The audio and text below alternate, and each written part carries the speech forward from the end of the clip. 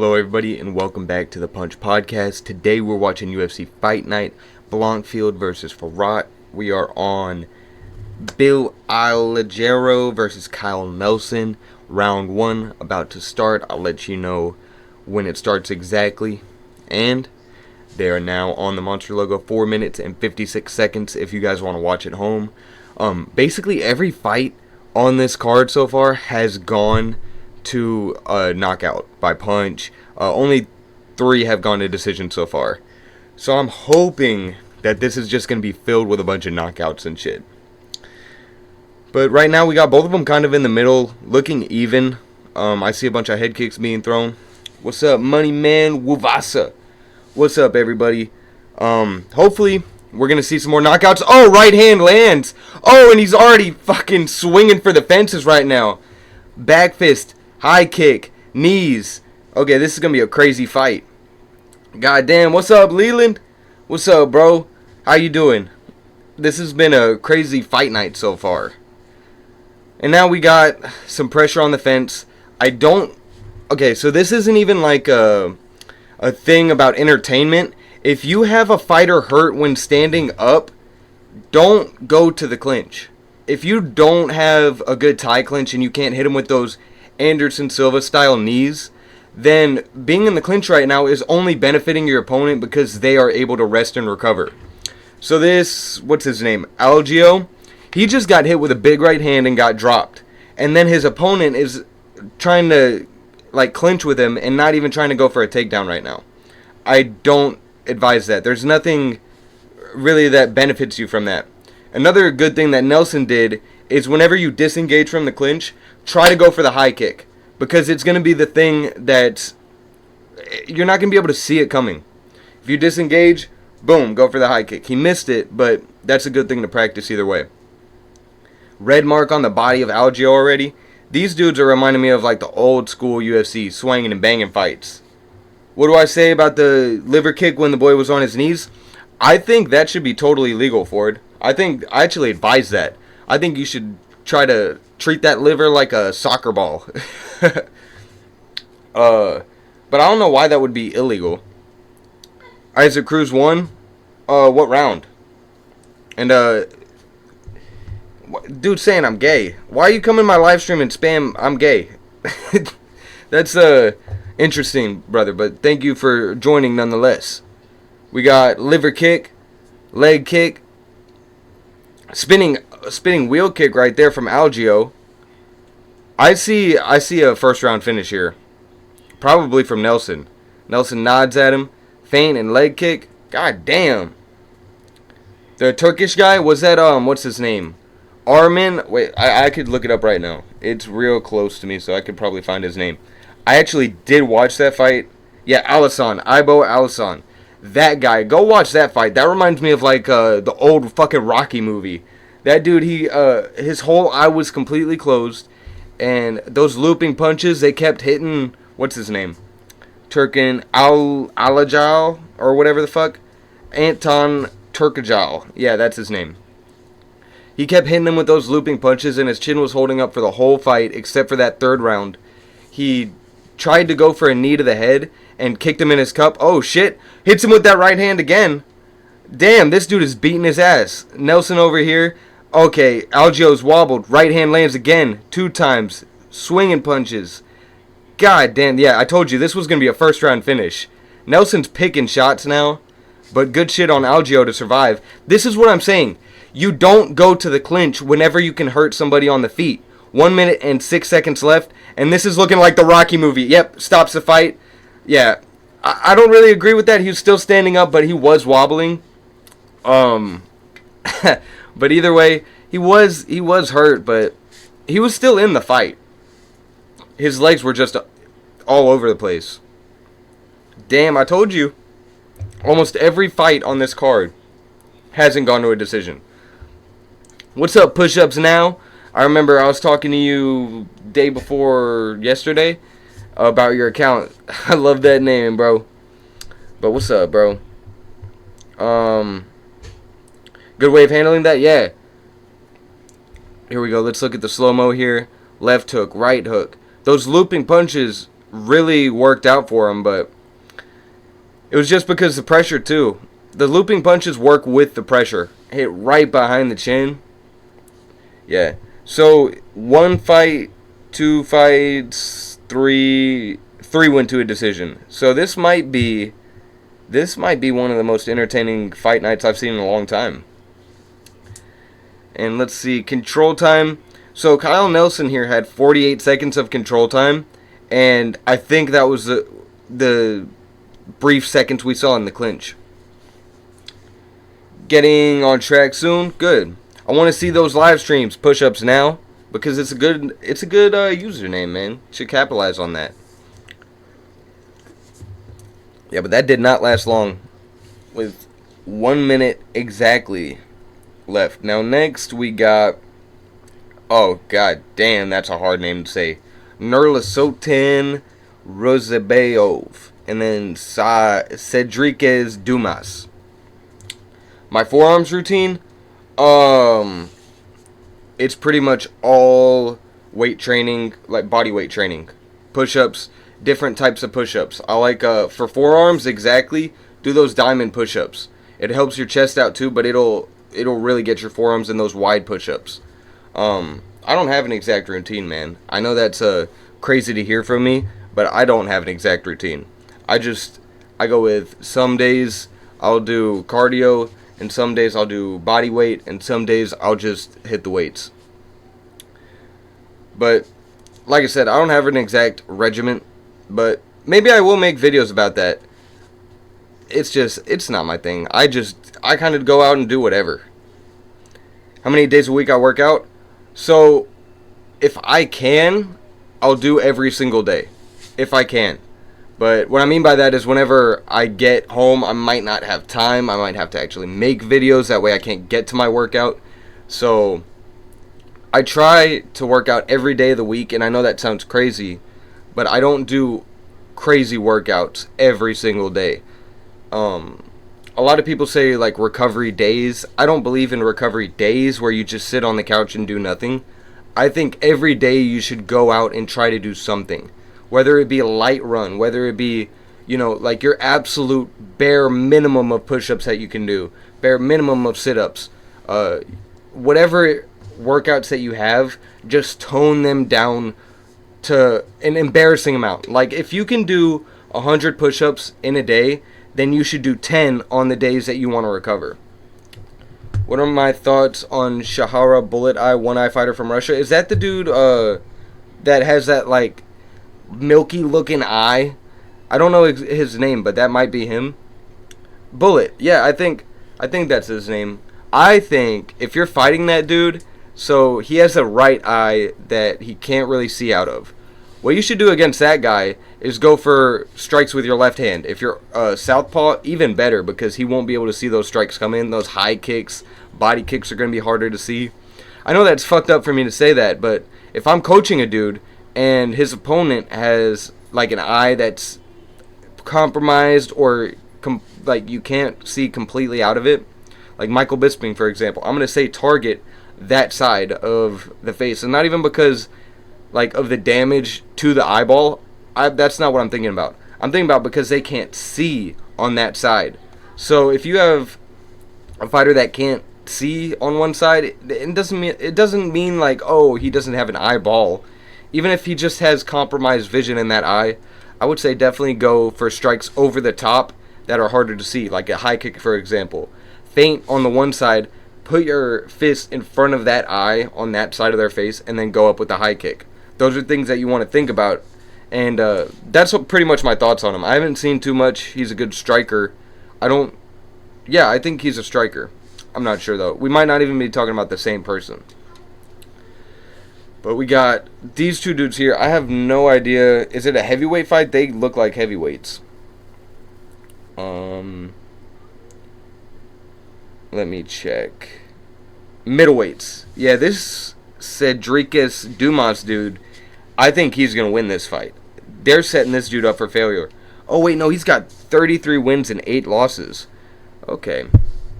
And takedown accuracy is 100% for this guy. That's fucking crazy. But we got Cedricez Dumas, who's 9-1. And this dude looks like a heavyweight. That's why I thought they were heavyweights at first. And then after that, the fight that I'm really excited for is the Chris Wideman fight.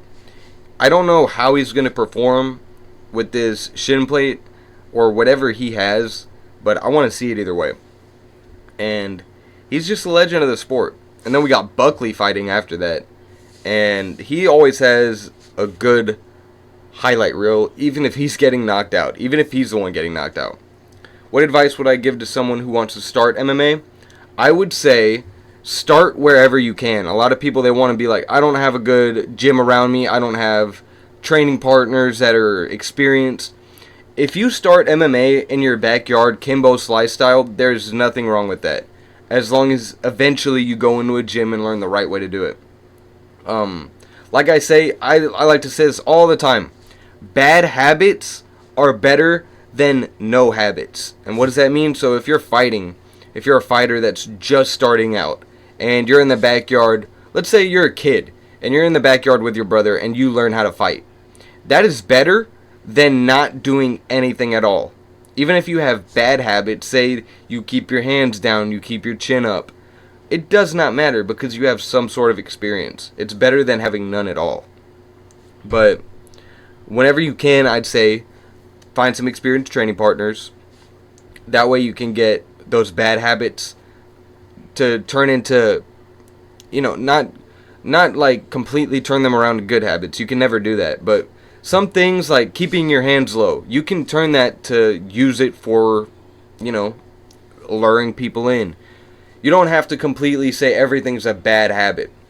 But the preferable way to do it is find a really good MMA gym whatever base you want to start off as. I like to say MMA gym, but why would you go to an MMA gym? You'd have nothing to fall back on because you're learning so many things. So if you want to start where you can. If you can start an MMA gym, cool. But if you can't, I'd say, like I said, bad habits are better than no habits. Don't make an excuse like I can't train. If you don't have people you can train with, if you don't have a bag, shadowbox. There's nothing wrong with shadowboxing, and just try to replicate what you want your favorite fighters like, or what you want to look like compared to your favorite fighters rather.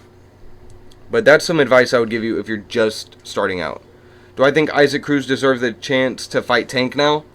Yeah, they've been talking a lot of shit to each other, right? So either way, I think that fight's probably going to be made now because it's all about the money. Oh, they're showing UFC 300 here, Pereira versus Hill. I actually have a prediction now. Well, I don't have a prediction on who's going to win. I have a prediction on how both of them can win and lose. But I haven't really set my mind to who's going to win yet. I just looked at a little bit more of Jamal Hill and the way he fights. And I'll talk about that a little bit later on. You need in-person training, boss. How much? Yeah, I don't do that yet. But the goal eventually is to open a gym here in Texas. But right now, all I got is the videos for you, brother.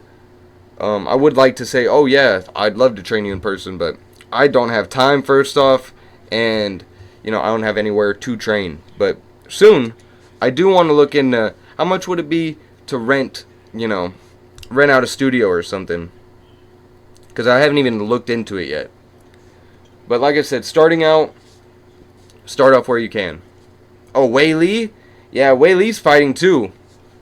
I think she's going to win just because that's the only name that I know. I haven't really made a prediction for it, though. I don't know. Who's the other chick she's fighting? What's her name? Yan Zehoan. I don't know how to say that exactly, but we got Wei Li's 24-3, and we got Zan Zehoan is 17-3. Yeah, I don't know. Wei Li's just so good. I have to see what this other chick looks like. But to be honest, that's not what people are really here for. And everybody wants Wei Li to win, either way, because she's the bigger name. So, I don't know, it wouldn't really benefit me trying to make a prediction for it when nobody really is looking at those fights. It's all about Justin Gaethje and Max Holloway and Pereira and Hill. So I'm not spending too much time trying to focus on the Wei Li fight because I'm kind of just banking that she's going to win. And if she doesn't, then I'll go and look into the other chick because she'll be a champion after that. So either way, we're going to hear about Wei Li. Either way, if she wins, if she loses, Wei Li is going to be a talking point. But Hill and Pereira, I think both of these guys, it's like it could be a 50-50. It might literally be a 50-50.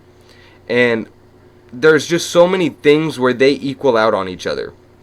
Where Hill is good at one thing, but is bad at another thing that Alex Pereira is good at. So, for example, like, Pereira has his chin up all the time. But he's able to, like, lull you in to get those hard shots. And, Hill is the same way. He has his chin up, but he doesn't use it as, I'm going to lull you in for hard shots. He uses it as, I'm going to go forward 100% and just doesn't protect his chin. And Pereira's got that hook, and Hill's got his hands down. Like, I'm going to do a little bit more detail on this later, but I want to kind of focus on this next fight on the card here. And I think after, or you know what, this would be the perfect time, because we're waiting for the next fight. I think Jamal Hill, he has a wider stance. And whenever you have pressure and a wider stance, that means the leg kick is going to be more open. And Alex Pereira's leg kick it isn't like a kick to the thigh or a kick to the shin. He kind of kicks even lower, like towards your ankle. And if you have a wide stance and you go pressure forward a lot, like Jamal Hill does, that leg kick's going to eat at you a lot easier, and it's going to hurt a lot more because you have a lot more pressure with that stance. If you have that wide stance, every time you get chopped at that leg, you're going to fall forward a little bit because you have a lot of pressure. Whenever you're in that kind of Muay Thai squared stance, you don't have as much pressure on that lead leg. But whenever you're in that wider stances like karate stances or boxing stances, it makes your weight distribution a lot harder to like lift. It's like a 50-50. But whenever you have, 80% of your weight on one leg and 20% on the other, like a Muay Thai stance, it's a lot easier to lift up that lead leg because you don't have much weight on it. Whenever you have that wide stance, it's like a 50-50. So Jamal Hill, if he gets hit with that leg kick, it's going to do damage, and it's going to do damage early. And Hill, he's kind of just a go forward, hands to the hips striker. And whenever you have hands to the hips, this means that you have more power. And Alex Pereira has that, like, fuck you power is what I like to call it. He doesn't have to have his hands low. He just has his hands at his guard, and he can slap that power out there. But Hill, he has to have his hands down because when you have them down, there's a longer distance for them to go up and hit your target, which means that you have more power because it's coming from a longer distance. That's why people have their hands down. I'm not doing it, Rebel. I am not going to get tricked into saying some shit to get me canceled. It won't happen. I'm not Michael Bisping. I will not get Michael Bispinged on this podcast. You can try, but you will fail. It will fail, Rebel. I'm sorry, brother. But, yeah, like I said, it's all about the weight distribution for Hill and the pressure forward, too. That's another thing that's going to make a big difference. Whenever you have a wide stance and you pressure, it's like the Conor McGregor style. You can get that leg chewed up very, very easily. But also the hands at the hips, it has a lot of power for Hill, but it takes away all of his defense. And everybody's talking about the left hook, and they should be. Alex Pereira's got a good right hand, but he uses that to set up the left hook. And if you have those hands low and you're pressuring forward, it's going to be harder to see punches because you have your chin up and your hands down so you can see, but if you're just pressuring forward, that left hook, it can sneak up on you. And I see this could be a back and forth. This could go like straight up knockout in the first round, or this could go 3 rounds of them just slugging it out. Or no, it's for the title, so it would be 5 rounds. Ooh, that changes things. I didn't think about that. I don't know how many 5-rounders that Jamal Hill has done, but either way, we know Alex Pereira's stamina will stand up to it, will come up to like whatever expectation we need it to. He's done 72 fucking kickboxing fights. We know the stamina's there. So I don't think that'll be a big deal for Pereira. Even if they get in a wrestling position, Pereira just kind of sits there and waits it out. We saw him do that against, what was it, Blachowicz? Jan Blachowicz? I'm not sure. Is that his name? Either way, we saw him in the Blachowicz fight and the Prohashka fight. He can just kind of coast in a wrestling position. He doesn't try to stand up. Whenever Pereira gets threatened with a takedown, he takes his time. He doesn't try to scramble and waste all of his energy. So I don't think the 5 rounds will play much of a factor. But I think the 2 things for Alex Pereira are going to be the leg kick and the left hook. And that's not because of a certain weakness that Jamal Hill has. It just happens to work out because Alex Pereira is going to do that anyway. And Jamal Hill kind of has the exact opposite of what you'd want to defend those strikes. He keeps his hands down and his chin up, which is bad for the left hook. And he keeps a lot of weight on both legs, which is bad for the leg kick. Now, what I haven't talked about is how Jamal Hill is good with straight punches. Whenever you're good with straight punches, it's going to be good for people that have their hands down. And Alex Pereira, in the middle of exchanges, has his hands down. He might have a high guard whenever he's striking, whenever he dictates a pace. But whenever somebody else is dictating pace and pressuring him, that's whenever his defense starts to get a little bit shaky.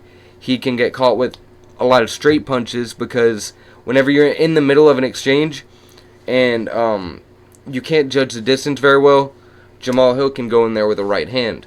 And if that left hook misses, that straight punch is going to be right there down the pipe. Ooh, Cody versus Figgy prediction, go Raw. I think Figgy's probably going to get it with a choke. You know what? No, I don't know about that. It all depends on Cody. Let's see. Let me see what their last fights have been, because I know he's been fighting forever. Let me see this fighter profile here. Figueroa, his last fight was Rob Font and Brandon Moreno. Okay, and Brandon Moreno before that. And Brandon Moreno before that. Okay, so let's look at Cody. Who did he just knock out? I know he knocked out somebody. Or was that like the last second of a round? Or I might be thinking about something else. He won against Brian Kelleher by a knockout. Okay, so Cody has still got that knockout power. I think that might go a different way now that I'm thinking about it. Cody might knock him out because Brandon Moreno does not have the punching power that Figgy has, but Cody definitely does. Cody definitely has the striking advantage here. Figgy's good, but damn, the glass chin part for Cody. I mean, not to be disrespectful, but that's what you call it, a glass chin. After a long enough time, you get that Chuck Liddell chin, that Mike Tyson chin. It just doesn't hold up anymore. But let's see. How many knockouts does Figgy have? I'm surprised I don't know this. And yeah, that's the Brazil card, right? No, that's 300. Interesting. Because he is a Brazilian mixed martial artist. I'm surprised he didn't try to get on that UFC 301 card. Either way. Yeah, my prediction for that... Shit, I think if Cody doesn't knock him out fast, I think it's going to lean towards Figgy for a decision. That's my prediction on it. I think it'll probably go to decision.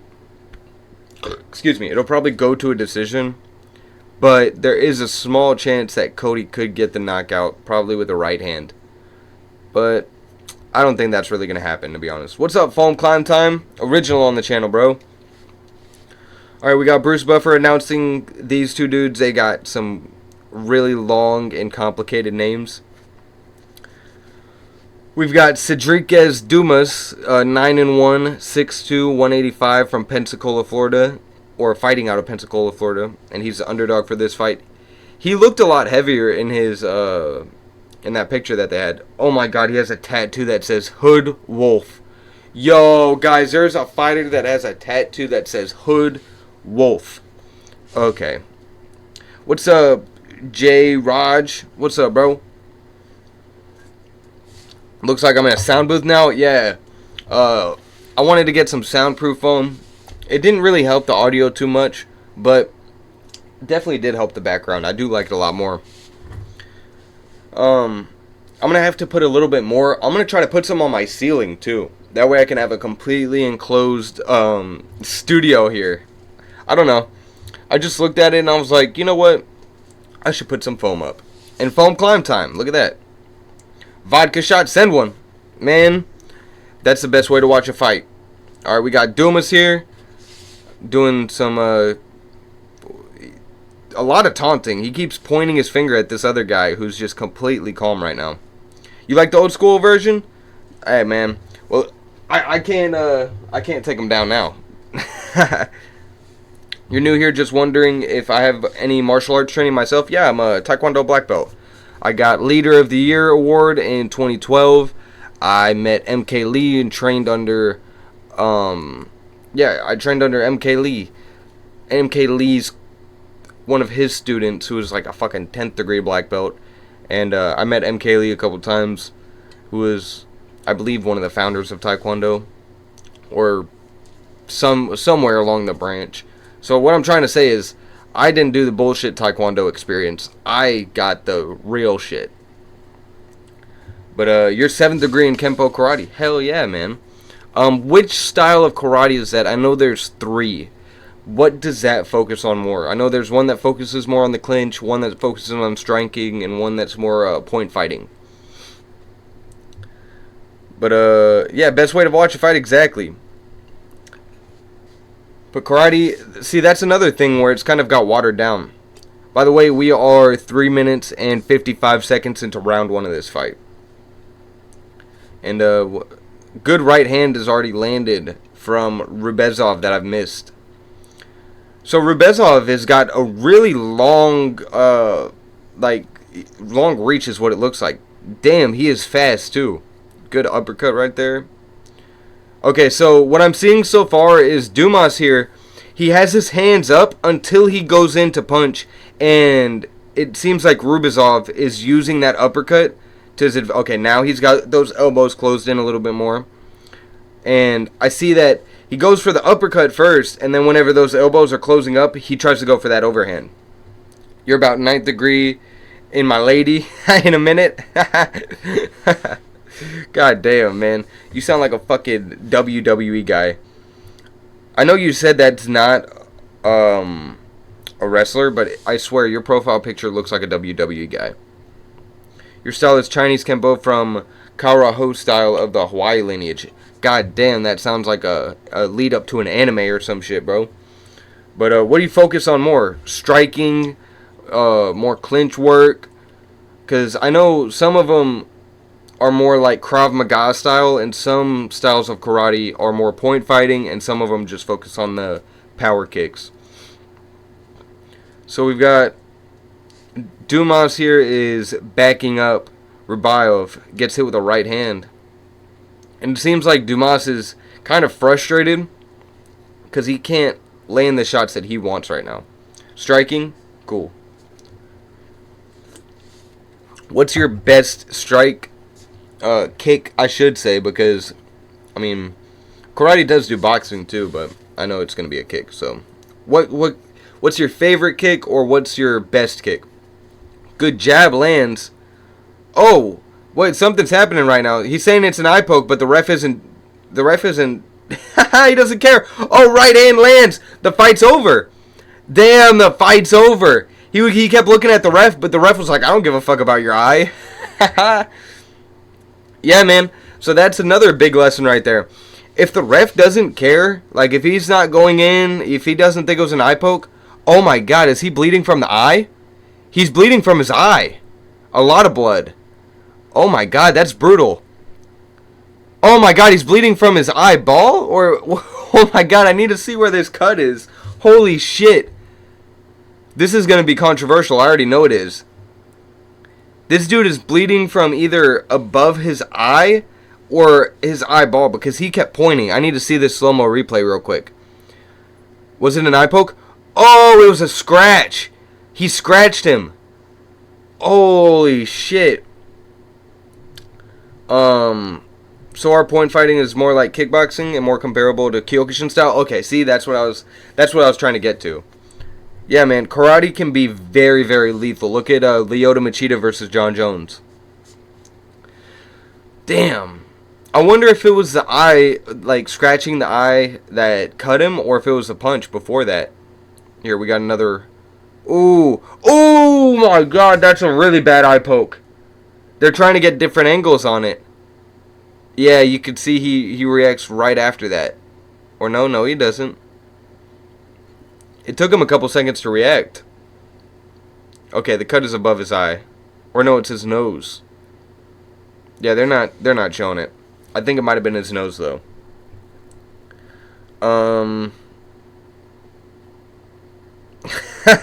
Foam climb time, you're fucking crazy, dude. You like bag leg, round kick, or cut kick to the body or head. You like axe kick and spinning back kick. I like the spinning back kick to the body especially, because most of the time when you're an orthodox, that spinning back kick will land right on the liver. And if it doesn't, it'll go right in the middle of your opponent, and that spinning back kick has a lot of power. So even if you miss the liver, it'll hit them right in the middle, and usually it'll make them stagger backwards. And the axe kick is another thing that's very underutilized. Very good for taller opponents. Not really good for shorter opponents because it's hard to reach that high. You still can do it, kind of make it more of an outer crescent kick than an axe kick if you're a shorter opponent, because straight down attacks with kicks especially are going to benefit taller opponents. Like, I can't even think of an axe kick example from the UFC or anything, but it will benefit taller opponents because, you know, you have to lift that leg up high and bring it down low. That's why you call it an axe kick.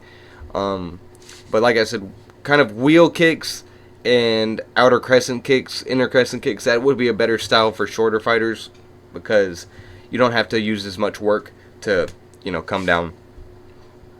But yeah, those are a bunch of, definitely a bunch of fucking karate style kicks right there.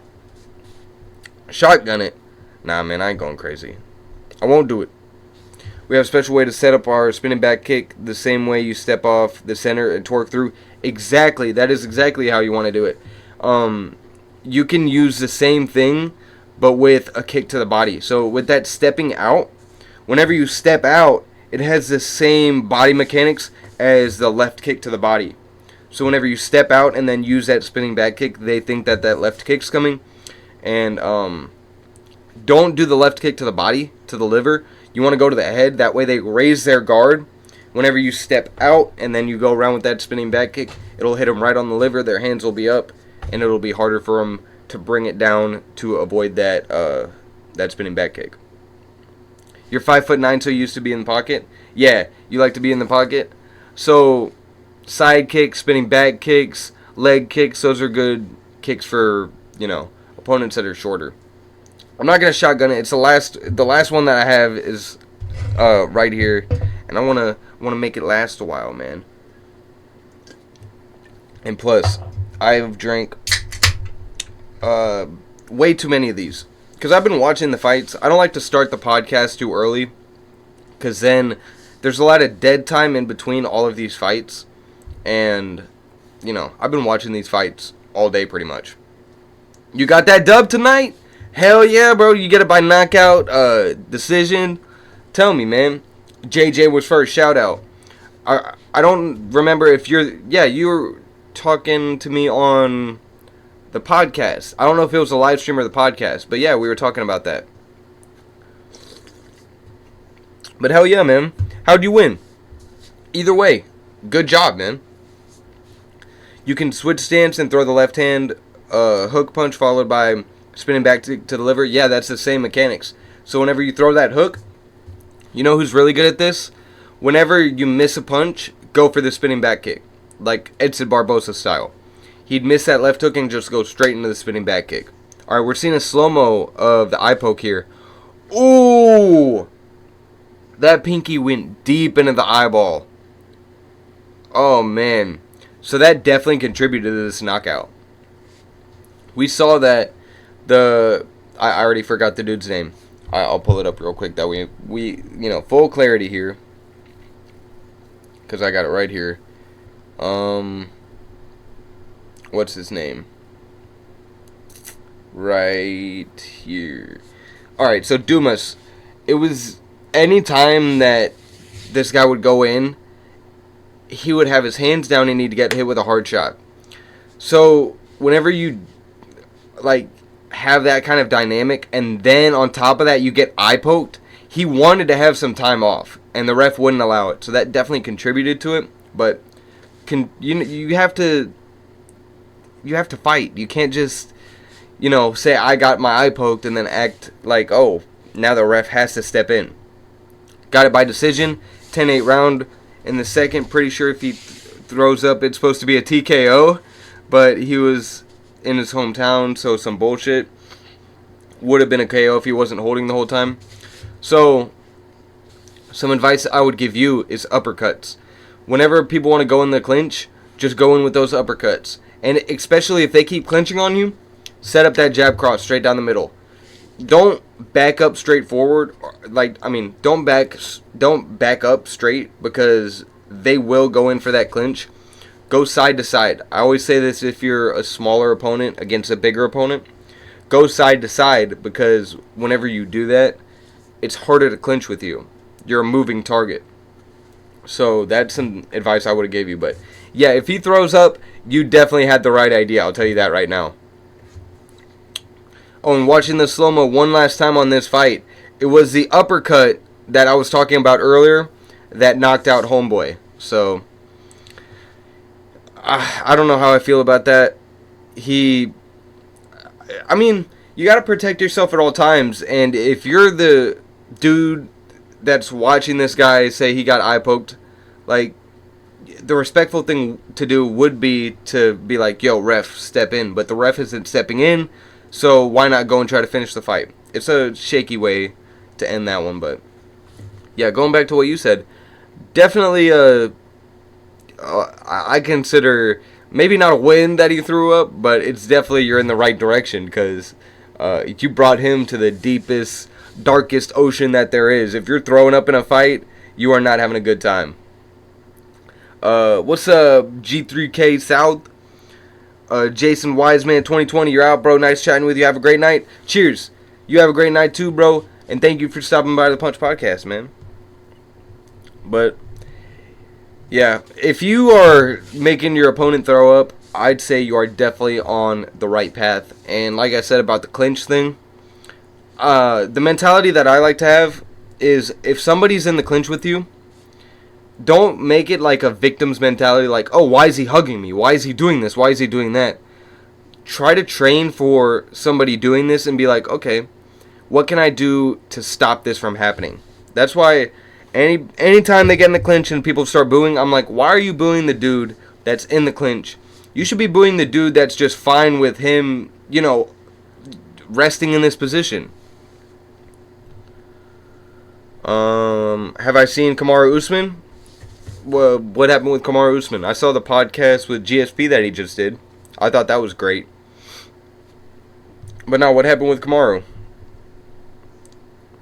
I know his knees are fucked. I know that too.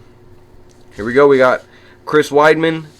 The keys to victory here are using boxing to set up takedowns and to have fun. I guess that is that's actually some good advice, to have fun. Because Chris Wideman, he just got his fucking leg snapped in half. So I would say having fun, like getting back into what you're used to, would be some good advice. Because he just, that makes fighting not fun anymore. Avoid getting taken down at all costs and be light on your feet for Bruno Silva. Okay. So that tells me that this guy is not a wrestler. Okay. So we might see a striking match here, because I don't think that Chris Weidman's going to go for the takedown. Clinching is the easiest way to get kicks. Jesus, Ford. Yeah, hopefully we won't see any of that tonight. Oh, damn, Jose Aldo's in the Hall of Fame.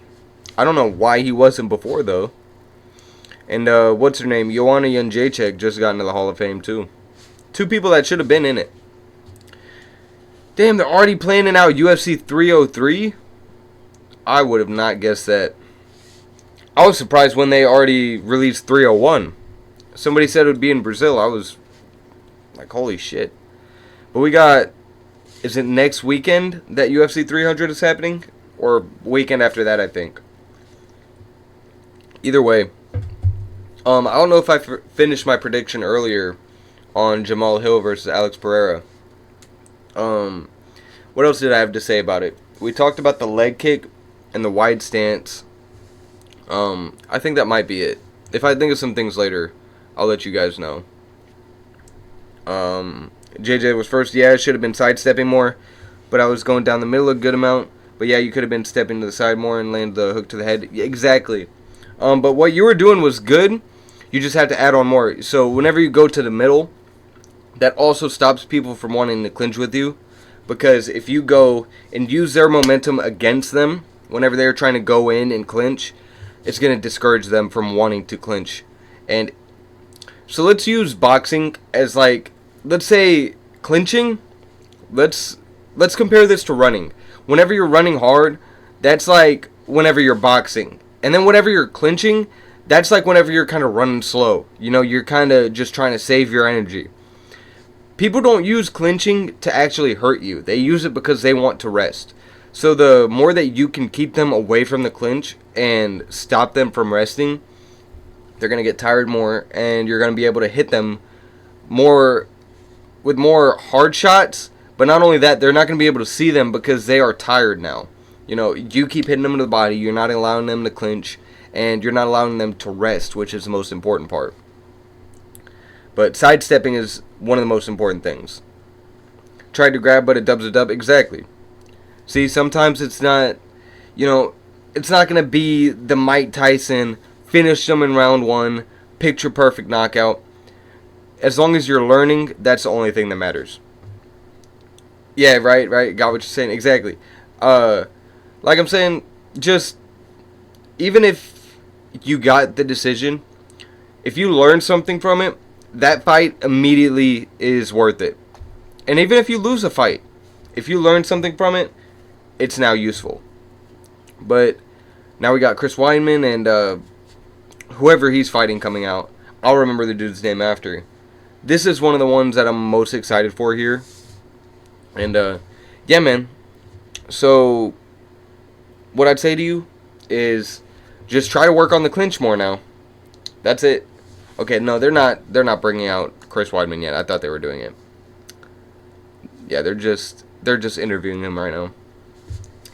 But yeah, just focus on the clinch more. And it seems like, from what you're talking about, you were good on the boxing aspect of it. It's just whenever he tried to clinch with you, that's whenever you had some trouble. So yeah, work on the clinch. Work on pushing them out of the clinch. Try to use some MMA techniques. Go to the shoulders. Whenever they try to go in for the clinch, push them at the shoulders. That way the ref never has to get involved, and there's not an extra 15 seconds that are wasted. Because the first line of defense is your footwork, but the second line of defense would be to sidestep and push. Because like I said, the more that you're not in the clinch, the more opportunities you have to knock them the fuck out.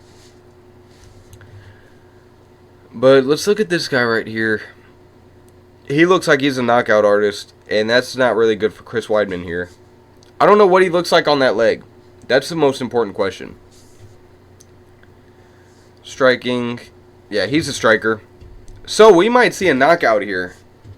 I don't know. Honestly, this fight right now is going to, like, make or break my opinion on Chris Wideman, because I haven't really seen him fight for a while. Actually, I haven't seen him fight since the Uriah Hall fight. And I read on the podcast from last week that he fought Thiago Alves, I think. I want to check that now. Chris Wideman. Because honestly, this would be like a Rocky type comeback if he could snap his own leg on somebody else's leg and then come back and win. So in 2023, Yeah, okay, Brad Tavares won a decision against him. Ooh, 71 total strikes, and only one of them wasn't significant. 8 takedown attempts from Chris Weidman, and none of them landed. Oh, 39 total strikes from Chris, and only 2 of them weren't significant. I think we might see a knockout here. Oh, man. That changes a lot. Because I thought it was just a, back and forth fight. He hit him 70 times, and only one of the strikes weren't significant. That tells you something. In 8 takedown attempts, and not one of them you get him to the ground? Damn. But Brad Tavares is, he's a seasoned vet. Yeah, man. JJ was first. That's my advice for you, man. And I'd say just keep at it, man. Because, it's easy. Another thing I'd say is don't let it get to your head that you won the fight and you made the dude throw up. Think about it as, alright, I got my first fight. Now it's time to improve even more. It's real easy to get that, satisfied mindset. Yeah, I won. I've heard GSP say, I wish I could win a fight and still feel like I lost. I don't know if it was GSP that said that. Yeah, it was. I believe it was. On Joe Rogan podcast, I heard him say that. Yeah. If it's not GSP, either way, quote still works. If you could win a fight and feel like you lost, you'll learn something. But some people, they get satisfied. But that's what I tell you. Yeah, see? Exactly. Yeah. As long as you're improving every time, you're going to go places. I think we got Chris Weidman walking out already. The All-American. Crowd's going crazy. Crowd is going absolutely crazy. He's fist bumping everybody. He loves it. Hey, that's why I tuned in for this fight night. I was like, hey, Chris Weidman and Buckley are fighting? Hell yeah. But 8 takedowns and none of them landed. Chris Weidman, good striker. If you knock out Anderson Silva, you got to be a good striker. I don't know too much about this other guy. This is gonna have to be one of those fights where I break it down while it's happening because I don't know enough about the other dude. We saw Wideman knocked out one of the best strikers of all time, but because he was taunting, this is gonna be interesting. Like I said, it's make it or break it for Wideman right now because I don't know what he's made of. Oh, we got Wonder Boy in his corner. Well, I know what he's made of. Fucking titanium shin plate, but I don't know what he's made of anymore. I don't know, does he still want to be here? Obviously, after he broke his leg. But, shit, 8 takedowns, none of them landed, 70 significant strikes from his opponent, 30 for him, and that was his last fight, 2023. Yeah, I don't have enough variables to break this down. But I would say that one, the advice that I saw for him to have fun would definitely, that's a big part of this. Because it doesn't benefit you if you're going into a fight thinking that you're going to fucking lose. Of course you're going to be fearful, but if he's not having fun in there, what's the point of being in there? God bless me. Thank you, Andrew. Thank you, brother. God bless Chris Weidman right now. Hopefully he gets a fucking takedown. Most takedowns in UFC middleweight history. Wow. I actually didn't know that about Chris. So that's very surprising that he couldn't take down Brad Tavares then, huh? Okay, so let's break it down as black and white as possible. Chris Weidman needs to take down this guy, and this guy needs to knock out Chris. Because Chris has never been an easy fight for anybody. We got Chris Weidman 39, Bruno Silva 34, 6'2" and 6 foot, 186 for both, and Chris Weidman has a 4-inch reach advantage, and Bruno Silva is the favorite in this fight. Oh, we got low battery. Uh-oh. It's alright, I got my charger right here, I'm not tripping. Boom, fixed it. There we go. Bruce Buffer announcing it. I think this is going to go quick. My gut feeling right now is Bruno Silva, probably by TKO, if I had to guess. That would be what I lean towards.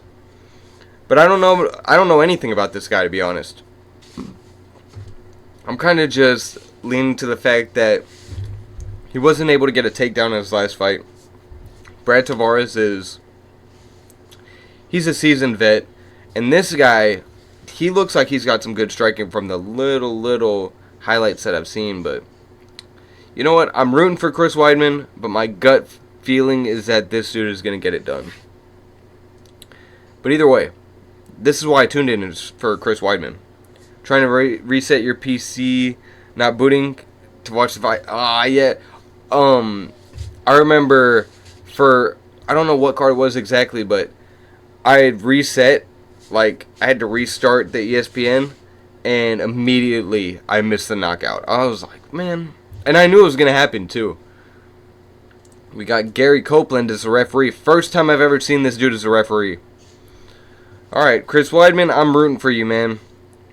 So Bruno Silva, what's this dude's name?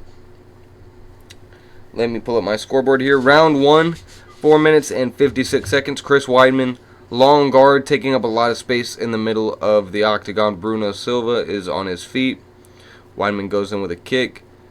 Jab for Bruno Silva that backs Wideman up all the way back to the middle. So that's something. We got this long guard from Wideman. He was using it pretty much the whole 30 seconds so far. Whenever you have a long guard like that, I also like to see the jab paired with it. Jab lands from Bruno Silva, who's in the southpaw position.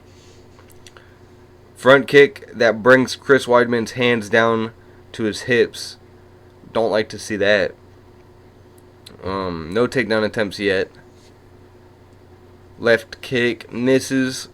So what I see so far is this front kick is working for Chris, but every time he throws his hands down. Alright, kind of brawling on the cage. Yeah, I don't know. I don't know yet. Chris looks good, but shit, now he's got him in a headlock, dragging him down. Let's see if he can get a takedown. Oh, knee to the head, but he's not a grounded opponent yet. Wow, this is a really good strategy. Chris is using that headlock to use a couple knees, now trying to drag him to the ground. Alright, Chris Wideman's takedowns look pretty good right now. Alright. Very, very interesting so far. Because he's not just trying to take him down. He's using those strikes and trying to mix it up. He's trying to go for the single leg now, but at what point are you just going to, go back to what... Oh, no, takedown finally lands. I guess he had it. Now back control. Got one hook in. I'd like to see more striking. I mean, he was doing pretty good with the striking. You don't need to go for the takedown yet. Soften him up a little bit. That's what I was trying to get at a second ago. See you, gang. See you later, JJ. Yeah, I want to see how Wideman does in this fight, because afterwards there's no reason he shouldn't fight again, right? Or how old is he? I know I said that earlier for the tail of the tape, but was he like 39? If so, I think he should probably retire soon. If he gets a win tonight, shit, don't chance it too much. These knees, whenever he has Silva on the cage, they're doing him pretty good right now. But he's putting all his pressure on Silva here. I'd like to see a couple more strikes. Yeah, there you go. From back control. If you have somebody that isn't content on getting up, why not punch him? And even if they're not power punches, you're still adding on strikes to the scoreboard. And that looks, at the end, if you see total strikes, 300 and 200 of them were on the ground and didn't do any damage, the judges see that and they immediately think that you're winning. Sometimes it's not about the strikes that you land that are the hardest, but you can't always get a knockout, and sometimes going to a decision and having those extra strikes will win you the fight because it looks better. Just like if you get 4 takedowns and do nothing with them, but it was an even fight after that, one dude has 4 takedowns and you don't, he's probably going to win now because it looks better for him. So Chris Weidman, he keeps punching, but then he'll go right back to trying to drag him down to the ground. I'd say keep punching him right now. He keeps trying to drag him to the ground. We know what you're trying to do, Chris. We know you're trying to get him to the ground. But try to soften him up with a bunch of punches, because he does not like that. You can tell he keeps blocking and trying to return with some more from his back. But 55 seconds left. Now he's trying to knee the back of the knee of Silva. This is also another good thing that you can do. A lot of people, they'll be like, it's not a significant strike. If you hit them in the right place, it'll become significant after 14 of them. What's up, Raput Debac 64, man? What's up, man? Control time 2 minutes and 34 seconds for Chris Weidman, and pretty much all of it has been spent with Chris Weidman putting pressure. This just hasn't been like they're wrestling. Chris Weidman is putting active pressure on Bruno Silva right now, and these knees to the back of the knee, he's landed at least 12 of them now. Yeah, they're definitely going to start adding up. I would not be surprised if we see some bruising or some redness on the back of the knee here, because 3, 4, 5 more, 6 more while I'm talking about it. 7. Now he's starting to block behind his leg. Yep. And he's walking away. I wanted to see how he was walking away. He looked like he was kind of limping a little bit. Those are no joke. Whenever you're able to knee somebody in the back of the knee like that and them not be able to escape, that shit's going to hurt by the second and third round. Evander Bennett, what's my thoughts on Mike Tyson versus Jake Paul? So we got more news that Tyson has to do an EKG, that's obvious. And they're wearing 16-ounce gloves. And there's no judges unless there's a knockout. So it's still going to be going on their records. But I don't know how I feel about that. I don't really care that there's no judges, because everybody's going to judge their fight in whatever way they think anyway. You know, people are going to go for Jake Paul or Tyson. It's going to be like, oh, I think Jake Paul won. I think Tyson won. So there's no point of even having judges there. So that part doesn't really bother me. But the 16-ounce, the longer it goes on, the more boring it's going to get. Because if Tyson can't knock him out, it's just going to be Tyson getting beat on, and nobody wants to see that. What round? Do I think Tyson's going to knock him out? I think first or second. Probably first. You have a phobia to get hit on your shin? Yeah, well, Chris Weidman here probably has a phobia getting hit on his shin, too. How can you get strong shin and confidence? So, how you can get confidence with it is to Wideman got dropped with a right hand. Pushes him off, now they're staying standing.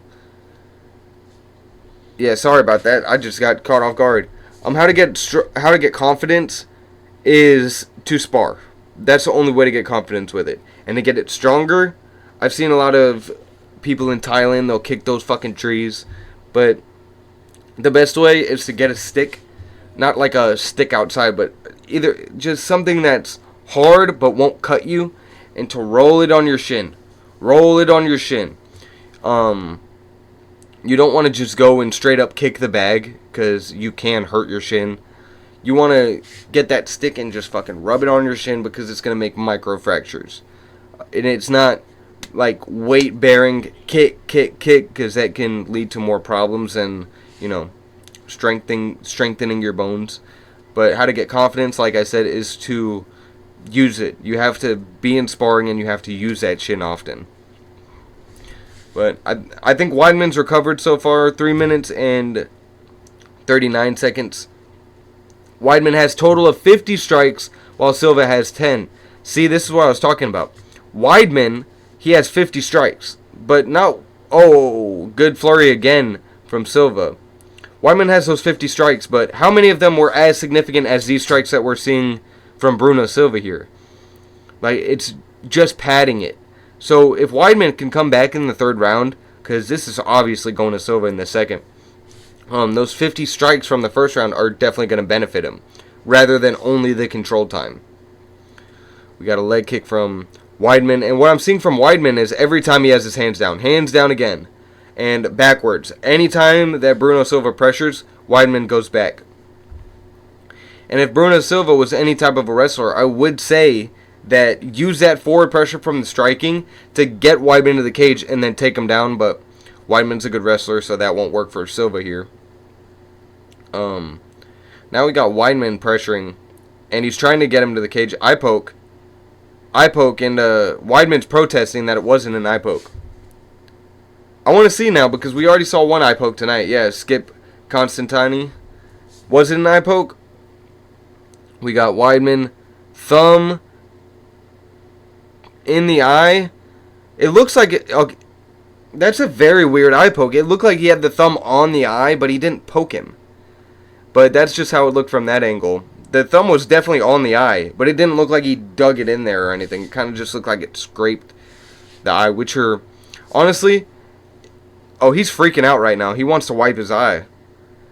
Yeah, the worst eye pokes that hurt the most are the ones that scrape your eye, not the ones that dig in unless it digs in really far.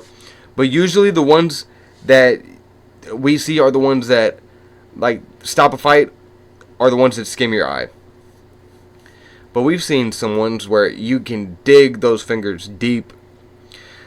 So now we got 1 minute as an official timeout. That's 1 minute that these dudes have had to rest. I think this benefits Wideman so much right now, because not only has he recovered from those flurry of punches that he had earlier in the round, now he has an opportunity to try to get that wrestling in. Right hand lands from Wideman as he's backing up. I like to see Silva kind of lead Wideman into one of these punches, because if he gets up to the fence, Bruno doesn't really want to clinch. So his key to victory here is to keep it in the middle and lead Wideman into a punch, because Wideman, every time, he goes straight backwards. He just wanted to feel his eyeball. Yeah, Batman, that's what it looked like. It looked like he was just trying to touch it, like, yo, bro, I could do something really fucked up right now, but I won't do it. Wideman goes with a high kick that misses. And that long guard, I'd actually like to see that long guard a little bit more. Oh, left hand lands from Bruno Silva. God damn, Wideman's head, he just looks like Rocky every time he gets punched. I mean, Wideman still looks good. No matter what right now, that leg is definitely not bothering him, because he's been throwing both these kicks, like, very, very constantly. So, somebody that gets their shin fucking wrapped around somebody else's shin, you would think that they wouldn't be throwing all of these kicks, but they are. Yeah, Wideman definitely looks good, but it's 1-1 right now in my mind. Wideman's looking a lot slower in the striking. Oh, punches land. So anytime that Wideman backs up, I'd like to see a high kick from Bruno Silva.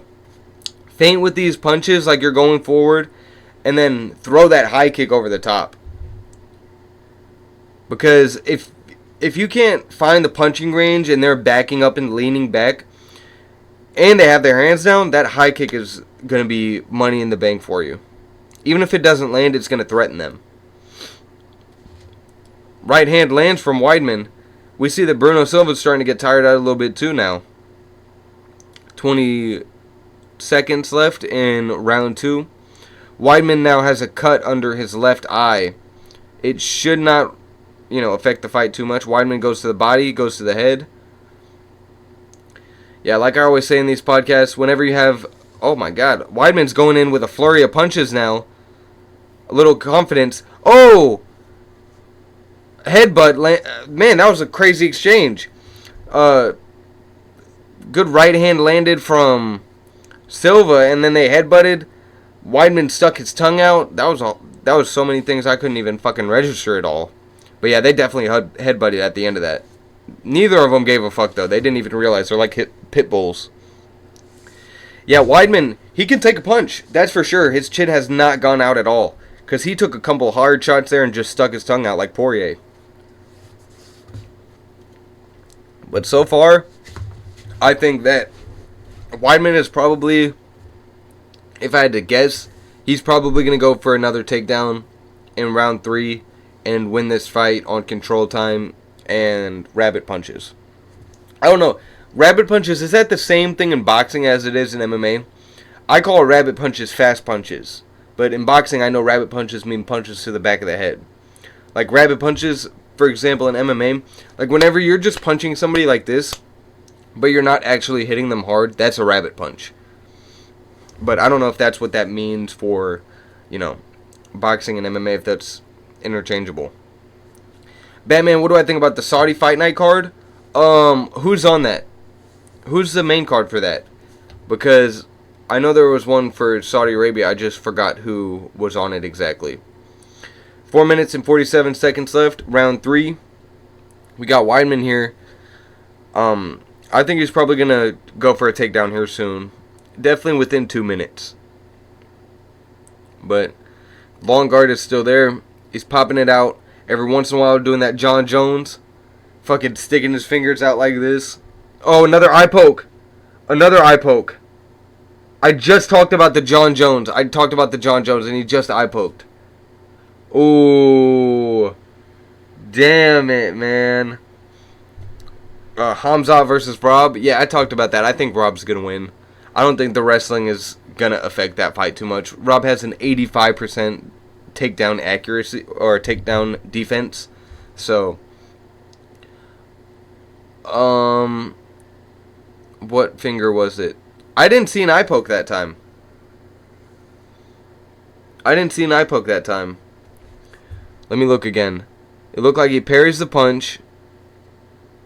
Oh, maybe the index finger.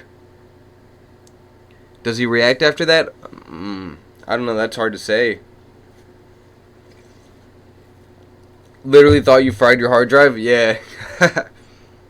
Who wins, Conor McGregor or Kimbo Slice if he was alive?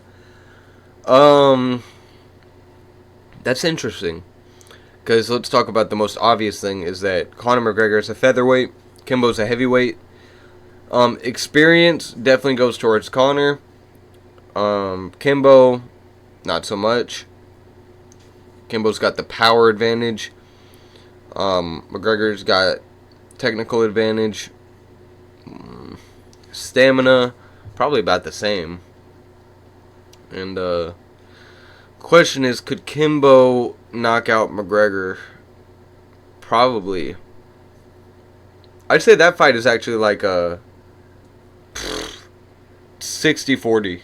Kimbo would probably win most of the time just because of the power. I don't know. Conor, you know what? No, I'm going to switch that. It'll probably be 60% of the time Conor would win, 40% of the time Kimbo would win. I don't know. I don't know how much that size advantage would matter. Because we saw Conor sparred the Mountain and like embarrassed him. Not nearly the same thing. But Conor's not one of those people that's afraid to fight a larger fighter. That's very interesting. Very interesting question. I think Conor would probably win. But Kimbo, if he hits him hard enough, Conor would probably go the fuck to sleep. Yeah, it depends on when they are fighting in their careers. That's what I'm thinking. Conor fast enough to get around for a rear naked choke. See, I know people would made fun of me for saying this, but I think Conor would probably choke him out. And not voluntarily, like, because Conor's some sort of choke you out fucking submission artist. Just because whenever they do get to the ground, I'd say Conor does know more submissions than Kimbo. Like, even though Conor never uses them, he's still an MMA fighter. Kimbo's not as much of a rounded mixed martial artist. Yeah, that's very interesting. Because we just saw Mighty Mouse in that submission tournament. He got manhandled a little bit until he was able to choke that dude out. I don't know, that's very interesting. Oh, left hand lands from Chris Wideman. And Bruno Silva tries to make it look like an eye poke, but no, he got hit again. He got hit hard. Wideman wins! And then he's trying to complain about that eye poke. He got punched in the face that time. Now, that was a punch. That was a left hand to the face. The eye poke situation, kind of shaky, but that was a punch, right? He's complaining right now. He's complaining his ass off. I need to see that replay. He's saying, look at the replay. Yeah. Straight up Mighty Mouse? Yeah, that's what I'm thinking. I'm thinking Conor versus Kimbo. That might look like the Mighty Mouse. Bruno Silva is complaining right now like he's going crazy. Wideman's out of the cage throwing his hands. I don't know. I need to see that replay. I really do. Man, he's pissed right now. I bet it's awkward as hell in that cage with Bruno Silva just fucking cursing at everybody. Yeah, because getting punched in the eye and getting poked in the eye, you got to know the difference. Oh, no. No, he got poked in the eye. Oh, my God, that's so bad. Oh, my God. He poked him so bad that I saw the other side of his eye, like, come out of the eye socket a little bit. Oh, my God. And that's what ended the fight? He did do another John Jones. I thought it was the left hook over the top after that. Oh, wow. So that was the third eye poke. The third eye poke in that fight. Damn, Wideman. No wonder Silva was complaining so much. I did not see that eye poke at all. Wow. Yeah, that's fucked up. Yeah, that's all sorts of messed up right there. I don't know how I feel about that now. You know what I would say? Change the glove design, UFC. Stop having the gloves be able to have your hands like this. You need to have your hands like this all the time. Like, just don't allow the fighters to extend their fingers. Yeah, Bruno Silva, Chris Weidman, looks like they don't got no bad blood, but god damn, man, that's not a way for a fight to go out. Yeah, so this should be a no contest. This should be a no contest, man. Yeah, that's fucked up. Bruno Silva is definitely torn up about it. I don't know what to say other than it's a fight. People are going to get eye poked, but this can be stopped by changing the glove design. People don't want to, I mean, the UFC doesn't want to pay Trevor Wideman to, use those gloves, but there are gloves out there that don't allow you to extend your fingers like that. So if I had to guess this is going to be a no contest, oh my god. Chris Weidman's eye is completely swollen shut. He's over here making fucking faces with the monster can over here. Yeah, I don't know how I feel about this. I'm glad to see Wideman back, but not like this, man. He looked good, though. He looked good minus all the eye pokes. And one thing that he did follow up on is Chris definitely had a lot of fun. Bro, how would fighters be able to wrestle and grapple if gloves are made like boxing? Not like boxing gloves. Trevor Wideman makes a glove where you can't extend your hands like this, but you can still grapple and everything. You just can't eye poke anymore. So, rather than the gloves being completely free of motion, you just have your hands curled a little bit. It's not like a boxing glove, but you can still use chokes, you can still grip, you can still go in with rear naked. You just can't completely, have your fingers straight out. Because you can still, like, look, this is the same curled fingers right here. It works with everything. But UFC doesn't want to change it. If it ain't broke, don't fix it. But I feel it's strange that you will ban somebody for life for biting, but Chris Weidman can eye poke this dude 3 times and it's fine. It's like completely fine. Yeah, because like Chris Weidman, even gesturing right now, his fingers are completely out. Like, he's just gesturing, talking right now. What was the decision? I didn't even see what the decision was. Hopefully it's a no contest. Let me rewind this a couple seconds. Real quick. Are they saying it was a knockout? Hold on. Hold up. I'm very confused because this should have been a no contest. He won. He won this fight. Chris won? I don't like that at all. Winner by TKO? What the fuck? Why would this be counted as a TKO? I don't agree with that at all. This should be a no contest. They should run this shit back. You didn't win that fight, Chris. I mean, you won one round, but fixed. I don't know if it's like, fixed, but I don't know, man. I'd say the judges definitely favored Chris. I don't know. Who decides if it's a no contest or not? It's the judges, right? Either way, there's no debate about this. This should definitely be a no contest. There's no excuse for poking somebody in the eye and then getting a TKO victory for that. That wasn't a TKO. That wasn't... You didn't do anything to stop him that was legal. The only thing that stopped him was the third eye poke. So, this might be a, like, flawed mentality by me. But if somebody eye pokes you more than twice, I think it should be a rule that you get a free eye poke. No matter what. You know, you get a free eye poke. So say you get poked in the eye twice. Now the ref is going to say, you got that free eye poke pass. That doesn't mean, like, you go in there and fucking shove it in. But I don't give a fuck if my fingers are extended or not. I mean, that's kind of a shaky rule. But either way, hell, if I'm fighting and you poke me in my eye, I'm going to poke you back. I don't care if it was an accident or not. You've compromised me, and not only if me winning a fight, me getting knocked out brutally. If I get poked in the eye and now I can't see, you didn't hit me with a strike that was legal. You know, now I'm going to fucking poke you back. Yeah, it's a dirty move. And Chris Weidman, he has no excuse here. In my opinion, he has no excuse. If you already poked a dude twice, keep those motherfucking fingers down, man. And he should have not won that shit. Not fixed but unfair? Messed up? I think so too, guys. I don't think that he should be out here celebrating either. Like Chris Weidman walking around with a smile on his face like, yeah, I would be so fucking upset with myself if I poked a dude 3 times in the eye and then that was how the fight was stopped and now I won? I won that fight. Now it's a win on my record. Like that, I would be devastated. And Chris Weidman's over here hugging his family and shit. Like, I don't think that was a win.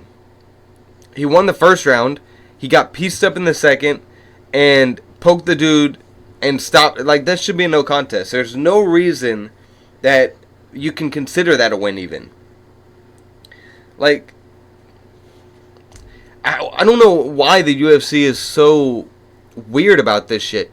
Like, a dude bites somebody and gets cut from the UFC forever, no matter what. And then Chris Weidman pokes a dude 3 times in the eye. Like, we don't know what kind of damage that even did to Silva. He might have some permanent eye damage now just because Chris Weidman didn't want to fucking put his fingers down. I mean, like, I get it, it's a fight and everything. But at some point, you just gotta realize, like, I gotta put my fingers down now. I'm about to get this fight completely ruined for myself. Yeah, I'm actually really, like, disappointed. I'm disappointed that Chris Weidman was even celebrating about that. Like, it was a good fight. Chris Weidman had control in the first, got pieced up in the second. But, yeah, that was very unnecessary. Thinking bodily fluids from the bite. Yeah, that would be the thing. That would be the thing that would be fucked up. But, I don't know. I just don't think, no matter what, like, a bite, really? That's what we're doing right now? Yeah, detached cornea, detached retina, there's a bunch of different things. Is that what they said, though? They said he had a detached cornea? Because if so, yo, no respect for Chris Weidman. I mean, like, guys, y'all heard me. I was rooting for him the whole time, but I do not like cheating and dirty fighters. Like, if you're going to do it right. There's no reason that you should have to try to cut corners. Okay, they didn't say that? Yeah, I don't know. So, with the biting thing, they're already tested for everything, so it's not like you're gonna, you know, turn them into a fucking zombie or anything. But, I just, it might be me. I don't see anything different than John Jones purposely poking somebody in the eye to rest, and that dude biting somebody because he's frustrated. Like, I definitely think you should take maybe his entire purse. You know, like, that dude doesn't get to have any money. And probably a suspension, too. Like, you don't want to be like, oh, yeah, you can bite people and get away with it. There should be severe consequences, but I don't think you should get cut. And I think there should be consequences for Chris Weidman. I think not only should he not win this fight by decision, I think he should get some money taken out of his purse. You shouldn't be allowed to poke somebody in the eye more than twice. I don't give a fuck if it's an accident or not. Change your style. Yeah, you need your eyes, exactly. And Bisping, like, we've seen, eye damage is real. He got his eye, he got his eye completely taken out because of a detached retina that I think got infected. So he had to take that whole fucking eye out, and it was from ground and pound. But it's a fight, and eyes can get damaged easily, and especially from eye pokes. Money consequences, absolutely. That's what I think. What's worse, eye poke or nut shot? So, okay, I'll put it like this. It's harder to recover from a really bad eye poke, but shit, a nut shot? You've seen fighters, they completely, like, it's like a liver kick. They completely shut down. But what's worse in general? I'd say eye poke, because, like I just said, Bisping lost his eye, and nobody has lost their nuts yet. So, that's why I'd put eye poke above. But the pain, yo, there's nothing like a nut shot. The pain of an eye poke is bad, but you can fight through the pain of a nut shot, but eye poke has more, like, long-term consequences. So I'd say that's definitely worse, is eye poke. But money consequences for that, absolutely. I think that'll discourage you now. So, how about this? I tell you to put your fingers down, or you're going to lose a point. Nobody's going to put their fucking fingers down. Put your fingers down, or I'm taking away $20K. I guarantee everybody's going to be fighting like this now. You know what I'm saying? Money consequences now. Nobody's going to have their fingers out.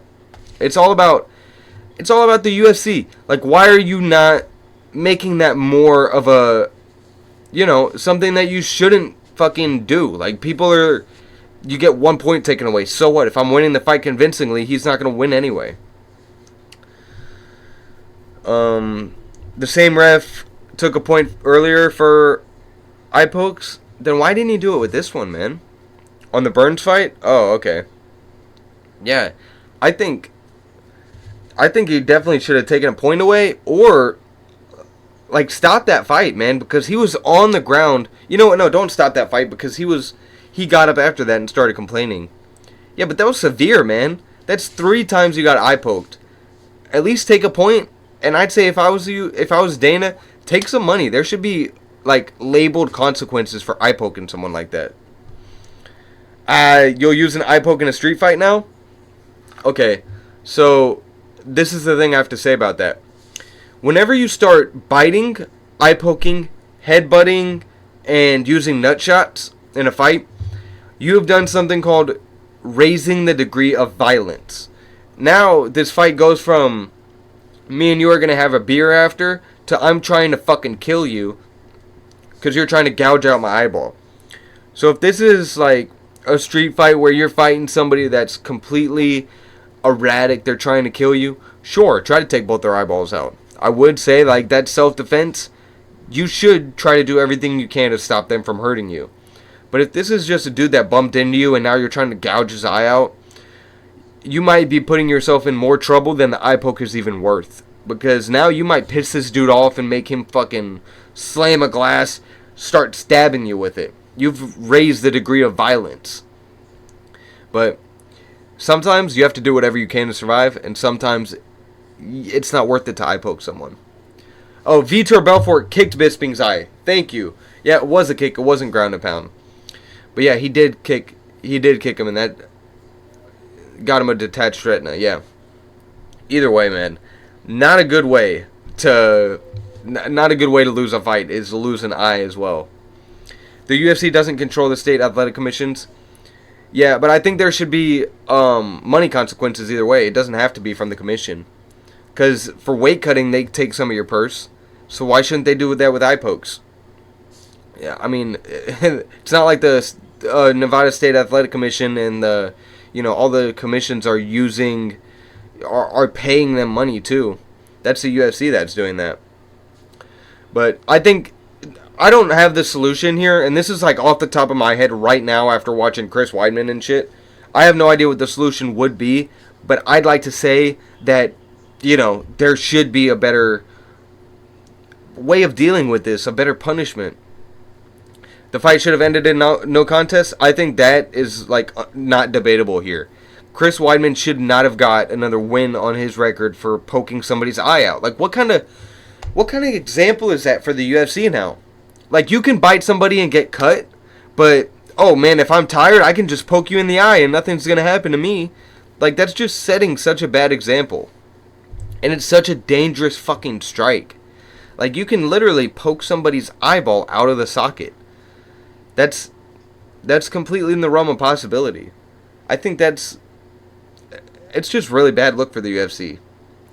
And especially to give him the win. It's a bad look to just poke someone in the eye. It's an even worse look to not do anything about it. And on top of that, be like, oh yeah, by the way, you won that fight. That's fucked up. Happy Easter and good night. You enjoyed the show? Thank you, brother. The whole video will be posted on YouTube on Monday. And happy Easter to you too. I forgot that Easter Sunday is tomorrow.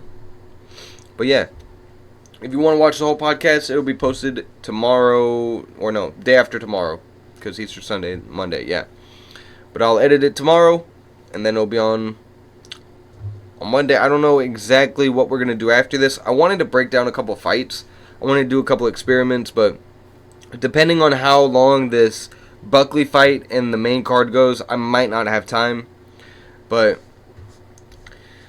Buckley here is one of the most creative, dynamic strikers that I've seen. That's, you know, not really a big name. Kind of slept on a little bit. You know, he got knocked out by whoever he got knocked out by, and people kind of wrote him off after that. But this dude is a creative power, you know, technical power puncher. And not even only a power puncher, he's just an all-around dynamic striker. So I think, I don't know too much about his opponent, Vincent Luque. I've heard his name a lot, but if I had to guess, Buckley is not going to let himself go out on another loss. I mean, let me see a little bit of research here. Buckley, UFC. 2023. Who did he fight? He won against Alex Morano. Okay, so he's already come back from that knockout that was in 2022. Right? No. Okay, he's been winning decisions then. When did he get knocked out? Okay, he got knocked out in 2021. Damn, he's fought a lot since then. I didn't know he fought this much since then. Damn, 2020's that... Damn, that was 4 years ago when he did that spinning back kick knockout. That was so long ago. Holy shit. I did not know that he's fought this much since then. And all to decisions. Oh no, he's got a TKO here, round 2. Another decision. TKO, round 2. Yeah, he's still got it. And then Vincent Luque here. I need to do a little bit of research on him. When he had brain bleed. Oh yeah, Jesus Christ. Chris Curtis also knocked him out. Okay, so this is very interesting here. He's like a 50-50. He could get fucking knocked out brutally, or he can knock someone out brutally. Now Vincent Luque, let me do a little bit of research on him too. He fought Sean Brady. No, that was canceled. Now he's fighting Buckley. Another canceled fight. Vincent Luque won against Dos Anjos in 2023. Okay. Yeah, I'm not really impressed with Vincent Luque here. With his last fights. I don't know. My feeling right now is that Buckley's going to win. Probably by like some punches. Sambo versus Jiu-Jitsu. I'd say if we're talking about 1 versus 1, like if you could pick one, which one would you do?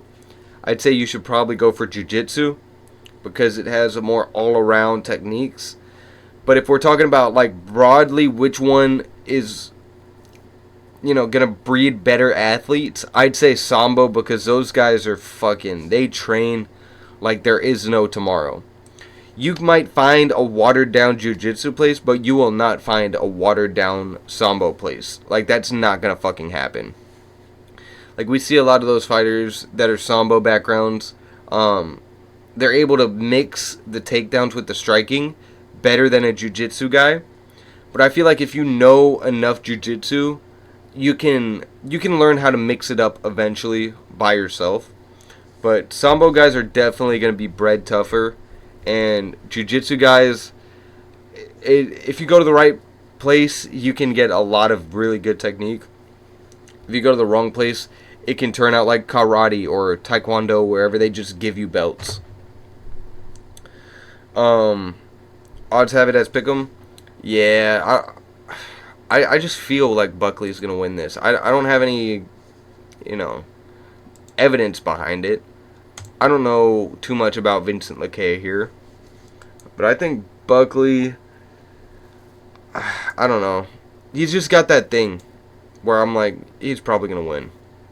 He was partying 4 hours before this, so that tells you that he's not really too worried about this, which is a bad thing and a good thing. It's a good thing to not be worried about a fight, but it's a bad thing to underestimate somebody. You'll have to look up some Sambo. Yeah, those guys, they go at it. I think Khabib was a Sambo background, and the best thing about Sambo is the chain wrestling. Whenever they practice with all the shin guards. They have gloves on and everything, but the wrestling is the most important thing, but they mix it up with the strikes. Sambo, yeah, it breeds some tough people. It's basically just wrestling, but with strikes, pretty much. Johnny Walker is actually going to the desert this time. Yeah, I saw that. He posted a fucking cutout of him in the desert. I thought that was hilarious. I thought it was hilarious when he said, the ref was like, "Where are you?" And he's like, "In the desert." He's not wrong. And he said it's because of the English, the language barrier. He doesn't know too much English. We got Vincent Luque here, ranked 11, and he's got that Alex Pereira look on his face right now. He's got completely stone face. And he's the favorite for this fight, so we'll see. Yeah, and usually the odds makers know what they're talking about, so maybe Vincent Luque, maybe he'll come in here and surprise me. We got Keith Peterson as the referee. I'm actually really impressed tonight.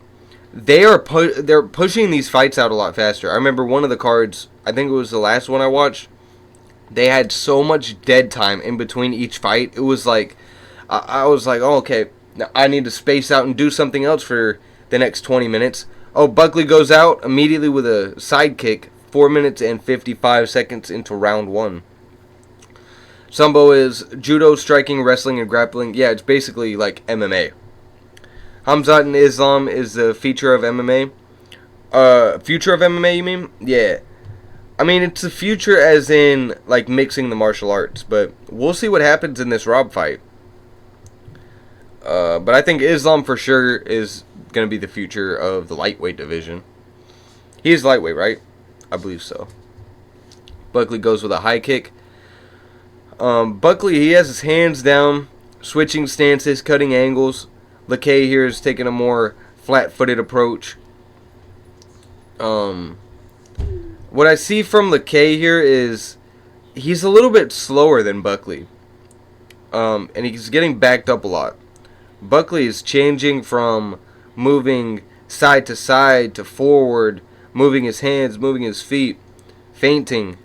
Goes with a really weird combination there where he lands the body kick very close to his opponent. Now he's changed to southpaw stance. Or, no, he's been southpaw the whole time, I guess. I don't remember him being a southpaw. Maybe he might just be doing this for something that he's seen in Luque's technique. And I think if Buckley wins this fight, he might actually be ranked, because Luque here is ranked 11. How to not kill people in a street fight? Don't slam their head on concrete. That's never good for a human brain. That's usually how it will end, is somebody fucking cracking their skull on the concrete. Other than that, other random objects will, that'll get you in jail, man. Sometimes if you don't have the right lawyers, you will get thrown in jail for defending yourself. Hey, it's a legit question, though. It's a legit question. Just don't slam their head on the concrete, man. Because you might be defending yourself, but you might also be putting yourself in prison. And I have a self-defense video that I did, self-defense tier list of all these self-defense weapons. One of the number one things I talk about is, if you use this weapon, are you going to be able to, be free afterwards? Like, if you hit someone with a fucking claw hammer 18 times, you're definitely not going to look like the good guy no matter what. Just don't get involved in street fights. Batman, give me all your money right now. See, you have no choice in getting involved in a street fight. Now, you are forced in that situation. There's very rarely are you going to be able to talk yourself out of a fight. If you are charismatic enough, sure. But sometimes it's not your choice if you have to be engaged in a street fight or not. I remember, I think I talked about this story before. I had somebody come on a live stream months and months and months and months ago. He said that this dude out of nowhere grabbed a hard hat and hit him in the back of the head a couple times, and he had to get surgery on his skull because he just got jumped by this guy. Sometimes you don't have the choice whether you are going to engage in a street fight or not. It's just going to happen. People are very weird. You don't know what they want from you. Sometimes it could be money, and sometimes they could just be tweaked out. So that's the thing that people don't really think about too much is, oh, what am I gonna do if this dude bumps into me at the bar? They might not have a reason why they want to hit you. They might just want to hit you because they're crazy. We got Buckley here cutting angles, and his movement is crazy right now. I think he might have dropped Vincent Luque earlier, but I was talking about that hard head story. Buckley's looking good. Oh, goes for the high kick and gets his leg chopped from underneath him. And now Buckley circles out. And what's interesting for Buckley is he's in that southpaw position, but he's moving towards his left. And whenever you do that, you're not really setting up that left-hand strike. Whenever you're moving to the left, he's moving himself into the right-hand power of Vincent Luque right now. Which is not, I would not advise this strategy. If you're a southpaw, you should move to the outside of your opponent because you are setting up that left hand right down the pipe. But round one significant strikes, we got 17 significant strikes for Luque and 15 for Buckley. 12 seconds left in the round. Luque's going for a takedown. Good takedown defense from Buckley. But he tried to go for the leg there, and yeah, he got himself taken down because of that. But the one thing that I would say is for Buckley is to not move to his left and move into the power. I'd say move to your right and try to set up your power instead. How did I first start? Whenever I was 3 years old, I got put into Taekwondo, and I kept doing it on and off until I really got committed for it. Got my black belt, got out of that, and started doing MMA ever since, pretty much. For the gang, there we go. You happy now? There wasn't too much left. And I got one more after this. But there you go, bro. Just because you've been watching for so long. But what do we got next? We got round two, and then we got the girls fighting, which I have no idea who these girls are. All I know is that they are both undefeated in the UFC. Hold on. Let me try to get some stats out. Okay, I don't have time. We are already on round two, maybe. All right, here we go. Buckley out in the middle in the southpaw stance again. I didn't know he was a southpaw. I don't know if he's just doing that for this fight or I don't know what that's all about. But I don't remember him being a southpaw. 4 minutes and 44 seconds into round two. Vincent Luque versus Joaquin Buckley. What I could say about Buckley is his boxing is on point. Get him up to the cage like he is right now, and go in with those hard power punches. Flying knee attempt from Buckley. So it's the second round, and Buckley just threw a flying knee. What that tells me is he's got plenty of energy to waste right now. But are you going to do that right now in round 2 at the beginning, or are you going to do it in round 3? What that tells me is he's got confidence in his cardio right now. If you're throwing flying knees in round 2, you're probably confident in your cardio. Batman, you're 22 right now. Can't get in the UFC till you're 27. I don't know who told you that. Depends on how much training you have. We've seen Fiorot gain. He was fighting for a championship belt within 3 years of him starting MMA. Some people are physically gifted, and some people are mentally gifted with the mindset to actually push through and be like, you know what? Even though I've only been training for 3 years, I'm still going to be UFC champion. Or even though, like for Francis Ngannou, even though I've never boxed before in my life, I'm going to fight Tyson Fury, the heavyweight champion of the world. So, Batman, you're 22 right now. You could make it to the UFC as fast as you want yourself to. It's all about the mindset, and that's the thing that'll drive you further than your physical advantages or disadvantages. Left hand down the pipe lands for Buckley, finally. Because whenever you're in that southpaw position, that left hand is going to be your best weapon. Switches to orthodox. No, he didn't even switch to orthodox. He switched to a squared stance and then threw that left again. The best thing about a switch hitter is once you have your opponent hurt, you can switch stances and hit them with your primary hand. Jim Harpert, you want to be in MMA? Well, start off wherever you can. If you have a friend that's like, willing to train with you, train with him. If you have nobody that you can train with, hit the bag. If you don't have a bag, start shadowboxing. There's always something that you can do to, at least start. We got 2 minutes and 13 seconds left. We've got Buckley beating down on him. I think this might be the beginning of the end. Luque here's got his hands up and he's covering, but shit. It's looking bad for him. He's getting hit with rights, getting hit with lefts. Yeah. At what point is the ref going to say, like, you need to move, you need to do something? He's got hit with at least 30 shots. All of them blocked, but, yeah, he stops the fight. Those are hard shots, and he wasn't doing anything. That's the thing. You're not trying to push off the hips. You're not trying to get in the half guard and hold him. You're not trying to get in the full guard and hold him. You're not trying... What, is Buckley freaking out right now? Oh, Buckley's crying. This must have meant a lot to him. I thought he was just, this is another day in the park. Yeah, Buckley looked so serious up until he just fucking broke down and started crying, man. Yeah, but I do agree with that. Even though Luque was defending himself, at what point do you say, you're not moving, you're not trying to, survive this fight. You're just getting beat on right now. Yeah, and he was kind of just holding. Hard call. Hard job being a referee. Nobody wants to be a referee, that's for sure. Alright, everybody, I'm back. We are looking at the tail of the tape for Aaron Blanchfield and Manon Fiorot. Manon Fiorot is bigger, but she had a really bad weight cut. I saw this. She looked like she was sunken in, like her face. She looked like Habib. Another big thing is she's also taller, but also 10 years older than Blanchfield here. Blanchfield is 5'4", Fiorot is 5'7", both 125, 10 years age difference.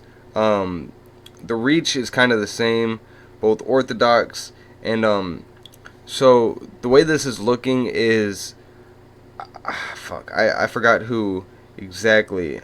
It's looking like Blanchfield is the wrestler here, and Fiorot is the striker. Blanchfield is 12-1, and Fiorot is 11-1, so this fight could go a lot of different ways. So we got Blanchfield is younger, but Fiorot definitely has the bigger body type because that weight cut, she cut a lot of weight. Like, she's at 125, she's probably 140 at least. and she's 5'7". Yeah, 140 at least. And I don't know how I feel about that, man. Cutting all that weight. Like, what are we doing here? If you aren't confident and you can't win the fight, then, like, why are you cutting all this weight? Just stay at your original weight class, and if you can't win, you can't win. It doesn't mean you have to be like, alright, you know what, I'm not winning against people my size. I need to cut all this weight and then go down a weight class. Like, it's just, I don't understand the whole concept of it. And there's a lot of different things that could, like, solve this. Is weigh right before the fight. That way it's their natural weight. And if you want a 2-division champion, this makes it to where you have to defend the belt, you know? But I guess then 2-division champions wouldn't really be a thing because you'd have to, you know, go back and up in weight too much. But I don't know. I have really no problems with the way that it is right now. But it doesn't feel fair most of the time. But, you know, it is what it is. We'll see how fucking Blanchfield here can deal with this height disadvantage. I don't know about the weight, though. I'd like to see how much the opponent has weighed in at. Let me pull up the stats here. Scores. That way I know how much significant strikes and such. So both these girls, both these girls are undefeated in the UFC, is what I heard at least. Yeah, okay, so it looks like Fiorot here hasn't put on too much weight. So that weight cut, like, it didn't really benefit her too much because she's not looking a lot heavier. She just looks a lot taller. Oh my god, yeah, she does look a lot heavier. She looks huge compared to Blanchfield here. Blanchfield goes in for a leg kick early, and Fiorot is focusing more on the boxing. Left hand lands. First time in UFC women's history, 2 fighters on 6-fight win streaks have fought. Okay, so this is making history right now. They're both on a 6-fight win streak, and I think one of them is actually 9-fight win streak. But, okay, so we're watching some history be made right here.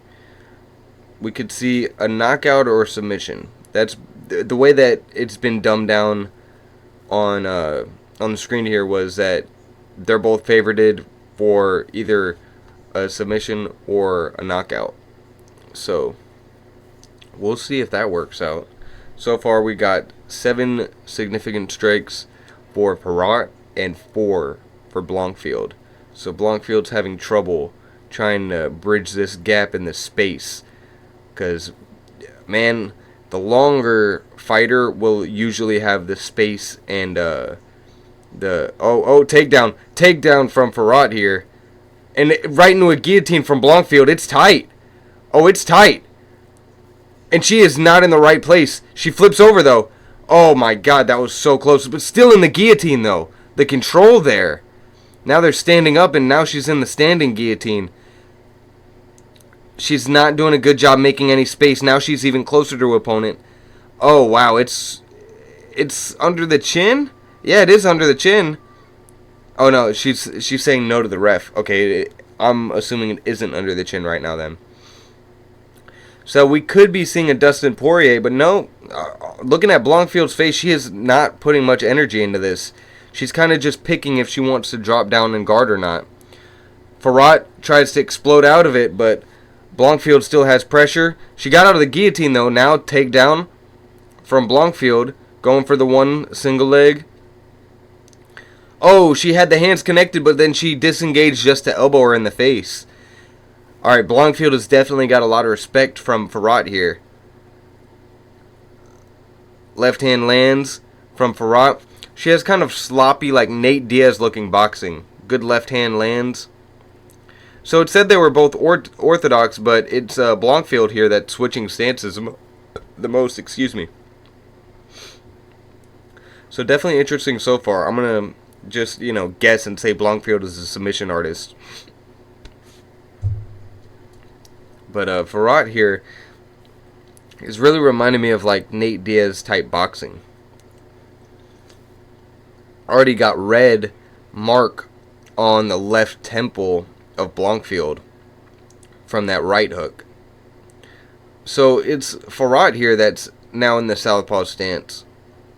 And it's Blanchfield that is just switching constantly. And that red mark on her temple keeps getting bigger and bigger. Like, it's very visible. But what I would like to see is, I would like to see a little bit more wrestling from Blanchfield. Oh, jab lands. Yeah, these girls are going at it. Goes in with the pressure. See, now Blanchfield isn't getting backed up, and the height disadvantage is kind of being used against her right now. This sloppy boxing is kind of putting her in a position where she'll overextend her punch and then leave herself wide open for a counter. This is a very interesting fight so far because, I mean, we've already seen that she has the wrestling advantage. So, I mean, I don't know why she's still standing up. Or at least try to go for a takedown here. But we got Fiorot is standing in the middle and backing up Blanchfield. But she isn't really putting on pressure, what I like to call effective pressure. 30 seconds left. Throwing punches didn't seem to affect Fiorot much. Okay, and now Fiorot has got Blanchfield against the fence, pushing on the hips. It looks like Blanchfield is looking for a takedown. Dragging. Man, they are both just flip-flopping in the clinch right now. Knees land from both. 4 seconds left. 3, 2, and yeah. Wow. Good round one. So now I'm not too sure about the wrestling from Blanchfield here. Because they looked pretty equal whenever Fiorot wasn't winded from that guillotine attempt. So one of these girls have to so one of them have to put a certain game plan on. Like, it kind of looks like they're just waiting for each other to make a move after that guillotine at least. Because if one of them put on effective pressure and made a decision, I think we'd see a lot more action here. Yeah, but we saw a couple punches and a headbutt land from Blanchfield. Headbutt right on the nose, too. Alright, we got round 2 coming up. And let's see if we see a finish in this fight. The closest that we've seen is that guillotine so far. The striking from Blanchfield was not as impressive. Okay, I don't need this anymore. There we go. So the striking from Blanchfield wasn't as impressive as that guillotine.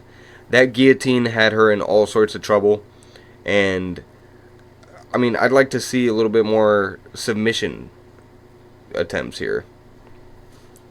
But the striking definitely looks like Nate Diaz style, long range, southpaw striking. They said she was orthodox, but she has been southpaw this entire fight. So Fiorot needs to stick on that jab cross, especially that cross. She's doing a real good job throwing that cross. Takedown, and now Fiorot is on top, pushing at the neck. She did not want to be on the ground for long. Blanchfield with more pressure, though. Good punches land from both. And the southpaw stance is seeming to work out pretty well for Fiorot here because she can punch just... Okay, so if you're the long-range fighter and you're in the southpaw position, you're going to have the reach advantage. And she could just pop that jab out whenever. Blanchfield has now got her in the clinch. Both hands clasped behind the back, throwing knees. It looks like she's about to look for a trip. I think she's going to look for a trip here. Nope, and they disengage. Back in the middle on the monster logo. Going forward. 3 minutes and 24 seconds into round 2. And the jab from Fiorot here, every time she throws it, she kind of leans forward a little bit too much. I would like to see Blanchfield slip on the outside of that jab and throw the right hand right down the pipe. Because if you're overextending like that, you're running yourself right into that right hand. So Blanchfield, what she should be doing is waiting for that jab, slip on the outside, and hit her with a hard right. Now, back in the clinch again. And every time they disengage from the clinch, Blanchfield goes with that elbow. Like I said earlier with the high kick. So a high kick is good whenever you disengage the clinch because you can't see it coming. But an elbow is also good because if you are able to get it off, you don't have to worry about the distance management with the elbow. You know you're already close enough to hit them with it, so you can actually put a lot of power into it without worry about overextending with the elbow. Because if you're just in normal striking distance, a lot of people are hesitant to throw elbows because they don't have that John Jones reach. But Blanchfield, every time she disengages from the clinch, she throws that elbow. And it's the best because you don't have to worry about the range management, the distance management with it. Another side note, I have not seen this ref before. But honestly, I don't see either of them going for a finish here. They're kind of just standing in the middle and trading. Fiorot has the heavier punches, but the slower punches, and Blanchfield has the faster but weaker punches.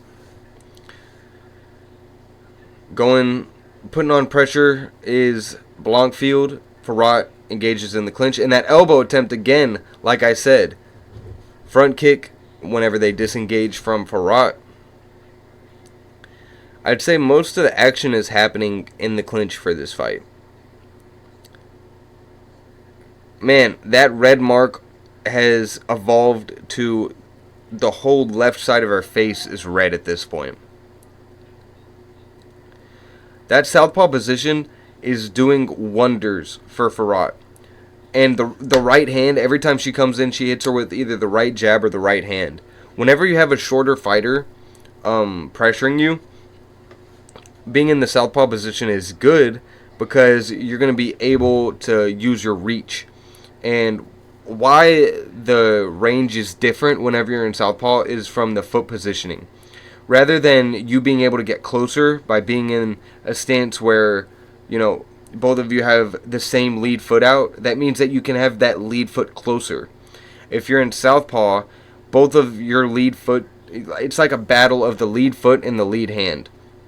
So it's harder to get closer to your long range opponent because that foot is closer, which means that hand is also closer, and she's using that hand as her main weapon right now for the jab and the hook. Another hook lands with 6 seconds left in round 2.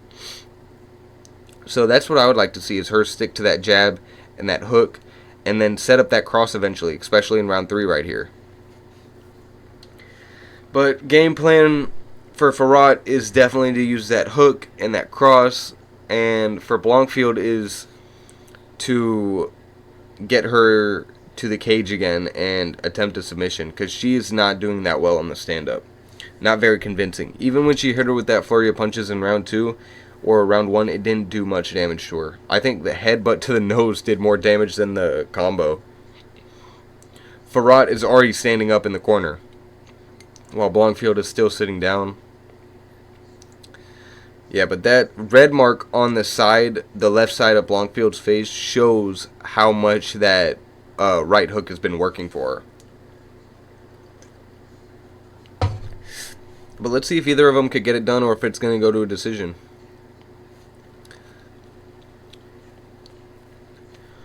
Yeah, but UFC 300, they keep promoting it, and every time I see it, man, I think I keep forgetting that Oliveira is fighting. I was watching Justin Gaethje versus Oliveira, and I was watching Michael Chandler versus Oliveira. I think Oliveira, man, he is one of the most talented fucking people that I've ever seen. I was watching the Chandler fight. He had 2 hooks in, and he was on the back. He was standing up, like Chandler was standing up, and Oliveira was on his back. Oliveira had the 2 hooks in, and he waited till he got up just a little bit more, and then he put the body triangle on. And then Chandler falls to his back, and he gets that rear naked choke. It's just a chess match every time I watch Oliveira. We got 4 minutes and 18 seconds into round 3 of Blanchfield versus Fiorot. Blanchfield goes for the takedown, but gets literally thrown by Fiorot. Yeah, so Fiorot, if she took a little bit more risk here, I think she'd be able to win this fight whenever she wanted to, pretty much. Like, she's the bigger opponent, and she's obviously the stronger opponent. Body kick misses from Blanchfield. Damn, Blanchfield is ranked number 2, and Fiorot is ranked number 3 in the flyweight division. I didn't even know this. A good 1-2-1 combo landed from Fiorot, I believe. And another big difference in these two fighters is how Blanchfield is on her feet and Fiorot is flat-footed. Okay, they're starting to trade a little bit now. Every time Blanchfield goes in for a shot, she gets hit with that jab every single time. So now they're in the clinch again. I expect to see an elbow whenever they disengage. I guarantee I'm going to see it. Okay, nope, not this time. This is showing that she's starting to fade a little bit, because I saw that same strategy was working out for her. You can see the damage on Blanchfield's face here, and you cannot see any on... I mean, you can see the damage on Blanchfield's face. Yeah, I did say that. But you can't see any on Fiorot. Going forward. But she's kind of just moving herself into punches at this point. High kick misses, and then she backs up from a couple of punches. But UFC 300, man, I think that Pereira and Hill fight, it could be a 50-50. I mean, Hill has that straight hand right that I think it's going to hit Pereira at least once and rock him. And I saw the way Pereira is fighting and hitting pads leading up to this fight. He has his hands completely at his hips, just like Jamal Hill. But he usually has a high guard. Either way, these guys fight hands down, and they just fucking throw. Like, even though Alex Pereira, he likes to make the illusion that he has his hands up most of the time. Most of the time, whenever he starts throwing, his hands go down. They never protect his chin. And Jamal Hill, he always has his hands completely down from what I've seen. We've got a cut that opened up on the right side of Blanchfield's face. So now, the left side is all swollen up, and the right side is now bleeding. These girls are throwing at round 3. But it seems like neither of them have the power to put each other out. Like, or even hurt each other, pretty much. The closest they got was that guillotine. 1 minute and 16 seconds left. And both of them they're kind of just throwing, but it's not really stopping any. Blanchfield spins around, 53 seconds left in round 3. It looks like Fiorot here is starting to like wear down a little bit. I think another headbutt there. And it said that she's an orthodox fighter, but for the whole fight, Fiorot has been southpaw. The whole entire fight. And both of them are starting to wear down a little bit. The one thing I could say about Blanchfield is every time she's about to punch, she feints with her lower body. Like, she shows that she's going to move before she strikes. And instead of using her head movement, she's just trying to use her footwork to get inside, which isn't working out for her.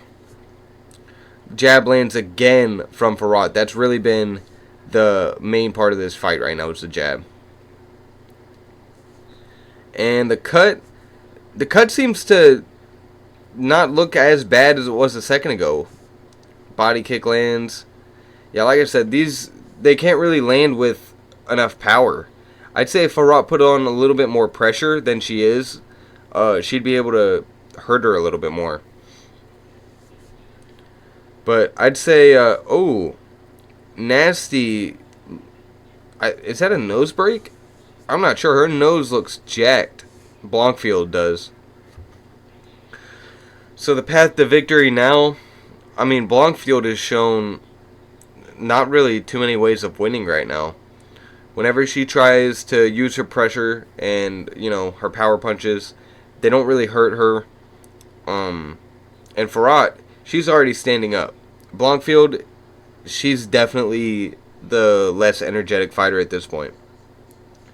So right now, we've got 70 total strikes. with 68 of them being significant from Blanchfield, and all of 83 of Fiorot's strikes have been significant. More control time for Fiorot, more strikes to the body for Blanchfield, and more strikes to the lead for Fiorot. So Fiorot's winning this fight so far. And I would say that it definitely has something to do with the reach advantage, because it's that lead hand and that left right down the pipe that keeps working out for Fiorot here. Ooh, oblique kick lands from Fiorot. I want to see a little bit more of that oblique kick, and especially the way that Blanchfield stands with that kind of a deep stance. That leg kick, that oblique kick will work wonders for you. Yeah, round 4 here, 4 minutes and 18 seconds. Blanchfield goes in with a jab that hurts, or Fiorot goes in with a jab that hurts Blanchfield. But, I mean, they still have enough, wits about them to just keep fighting. It's not like they get dazed at all. Elbow lands from Blanchfield, spins out. I think Fiorot's got a good poker face here, but that was a hard elbow. Now she's trying to clinch. Holy shit. I'd say more elbows from Blanchfield. Not only had she been able to... Oh, and the clinch too? Now she uses that elbow again. Elbows from Fiorot. I mean, elbows from Blanchfield is what I need to see a little bit more of. Yeah, and now she's trying to find her range a little bit more. Going in with jabs. You cannot let her recover right now. Fiorot has been winning this entire fight. Blanchfield needs to take the risk right now and try to win this fight. Yeah, and Fiorot's just falling around. A takedown attempt. Yeah, right now Blanchfield needs to put on the gas on an unworldly level, because Fiorot has been winning this entire fight convincingly, and that was the only time that we've seen her even kind of like fall. Oh, so good takedown attempt from Fiorot, but it wasn't successful because Blanchfield had her foot wrapped around the leg of Fiorot. It seems like they're getting less and less confident in the clinch. Both of them. It seems like they're just trying to strike now. We've got... Let me look at the scorecard real quick. We've got 111 strikes from Fiorot now and 94 from Blanchfield. Oh, anytime I think they're about to get taken down, they just let go. Oh, so Fiorot just broke her own record here. Her previous best was 98 significant strikes, and now she's at 113. So that's a record broken for her. And like I said earlier, the pressure from Blanchfield is like pressure, but it's not effective pressure. And there's a very big difference between them. Because pressure means you're just moving yourself into punches, but effective pressure means you are moving with your punches into their face, if that makes any sense. But Fiorot here is looking like she's about to win this fight with a UD. Because, I mean, 95 strikes to the head, and plus that control time too. Yeah, she's definitely got this shit so far. But that elbow, man, that elbow was fucking nasty. That was definitely the hardest strike yet of the fight. The guillotine was as close to a finish, I think, that we've seen so far. But yeah, that elbow definitely was the strike of this fight, the hardest strike of this fight so far. So with Blanchfield, I'd like to see a little bit more kicks to close the gap with the space in between, Fiorot and Blanchfield. I'd like to see Blanchfield throw a couple more kicks, because Fiorot obviously has the advantage when it comes to the space. She's a longer fighter. Like, her legs are fucking huge compared to Blanchfield's. So if Blanchfield uses those kicks, she won't have to worry about trying to feint like this and go in with the boxing. And that'll benefit you, because then you can get in the clinch easier. But Fiorot here is just moving around, and if Blanchfield doesn't go for a knockout or a submission here, I think she's just going to lose this fight with a unanimous decision. High kick attempt. Nope. clinch. Anytime they even go to the clinch, it's like Justin Gaethje. They're allergic to doing it now. 6 seconds. 5, 4, 3, 2. Yeah, I think this last round is going to be more of the same. Unless Blanchfield takes a big risk right now, she's going to lose this fight. So let's look at the end of round 4. We've got 127 total strikes from Fiorot, and all 127 have been significant, with 103 of those being to the head. So only 25 strikes haven't been to the head from Fiorot. So this is looking bad. And 106 total strikes, with 104 being significant from Blanchfield, and 70 strikes to the head, with 25 to the body and 9 to the legs from both. 1 takedown from Fiorot and 4 takedown attempts, and we got 3 takedown attempts with none landed from Blanchfield, with 1 attempted submission. It looks like Blanchfield's nose is jacked right now. But like I said, I would like to see either a knockout or a submission, because if not, Blanchfield's just going to lose. Like, there's no winning. I don't think she would win this. I don't think one judge will score this for her right now.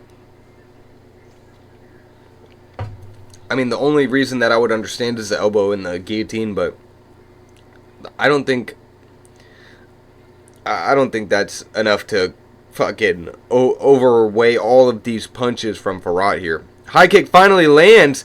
Oh, and now Fiorot stumbles back. Yeah, now she needs to capitalize again. See, whenever Fiorot gets hurt, though, she gets hurt for, like, a very short amount of time. Her recovery time is insane. Because it looks like she stumbles back and then she's right back to it. She's right back to going with the jab, going with the left hand. She's definitely good at following a game plan. Because she's following that game plan exactly. She doesn't go in crazy. She's just going with that right hand.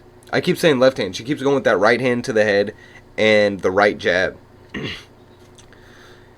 Yeah, but I think Fiorot is definitely convincingly winning this entire fight. I mean, I don't know what I'd scored exactly, but Fiorot is winning very, very convincingly. And Blanchfield's face now is bleeding at different places. She's got a cut under the eye, on her right eye, on her cheekbone. I think Blanchfield just got knocked down, but she just popped right back up. I don't know if it was a knockdown or a slip, though. 3 minutes and 40 seconds left in round 5. And, like I said, the biggest thing is the pressure from Blanchfield that's just running her into this jab. It's like a constant car crash. Every time she's just running her face into this jab, running the face into the jab. And she has more body and leg strikes, but they're not doing anything for her. I would like to see a lot more of that leg kick from early on in the fight. Now it's just, you got to start headhunting. Either headhunting or look for a guillotine again. Look for a rear naked, try to get it to the ground. She does not have many options left because she hasn't found much success. Only in the elbow and the high kick. So I'd say try to get in that clinch again and try to throw some elbows out there. If their reach advantage is too much, sometimes you have to close that distance by wrestling. Like Mighty Mouse did against that one 206 dude. That dude was fucking huge, and Mighty Mouse, all he did was grab that motherfucker. Oh, body kick. But it seems like Fiorot isn't hurt by really any of the punches here. Like, anything that Blanchfield does is kind of just eaten by Fiorot. The high kick that landed, the elbow that landed, the guillotine. She's just walking through everything pretty much. And I think a really big part of this is the weight disadvantage here. Because she looks huge compared to Blanchfield. Yeah, and it's just pretty much all of the same right now. Oh, that high kick attempt, but blocked. Yeah, I think Fiorot's going to win this. And unless Blanchfield can pull off something crazy, I don't think so. 1-2. The 1-2 from Blanchfield is like, it's so sloppy, like a Nate Diaz punch. Blanchfield running herself into more punches, more and more punches. She's just running straight into these punches, but I mean, respect because she's trying to finish the fight, but also she's literally just making these punches 50% more powerful by using her weight to throw her head into the punches pretty much. 1 minute and 10 seconds left. Finally, a left hand that snaps back the head of Blanchfield. I think that might have been the most significant fight of the strike of the night. Or at least of this fight, yeah. Now Blanchfield has finally got it to the clinch. I think she's about to go. Yep, goes for that single leg, but doesn't work out. She has the underhook. 45 seconds left. Too little, too late. Unless she could try to go for a... yeah, but she's desperately going for that single leg. Fiorot spins on the outside. Flying knee to the body from Fiorot. Right hand. Oh, side kick. See, this is the thing. They were too hesitant to empty out the gas tank, but they had plenty of energy left. And now you only have 30 seconds left, and you realize, oh, I could do a lot more. You need to be doing that way before, because now you have all this gas that's still in the tank. High kick misses, but then a spinning wheel kick. Oh, right hand, they're going crazy now. 5 seconds left. But, yep, and that's the fight. I think Fiorot definitely won that one, but there could be an argument. I don't know. So the high kick and the elbow landed for Blanchfield, along with the guillotine, but I don't know.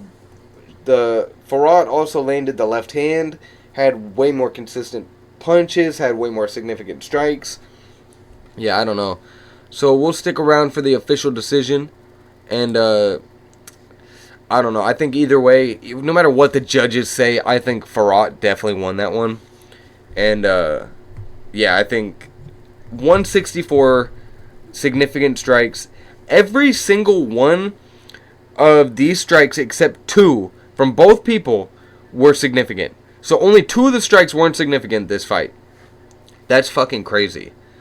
Yeah, like I said, if they took a little bit more risk, especially Blanchfield, she used her pressure, but ineffectively. She just ran herself into punches. I always say this. Whenever you're running yourself into punches, you are making it like 2 times, 3 times worse, because you're using your weight and their weight, and it's like a car crash. Both of you are colliding. You're colliding your head into their fist. Yeah, I think, looking at these stats, we've got pretty much, if you read this, it looks like a fucking murder. But Fiorot's got a good enough chin. Blanchfield's got a good enough chin. They couldn't put each other out.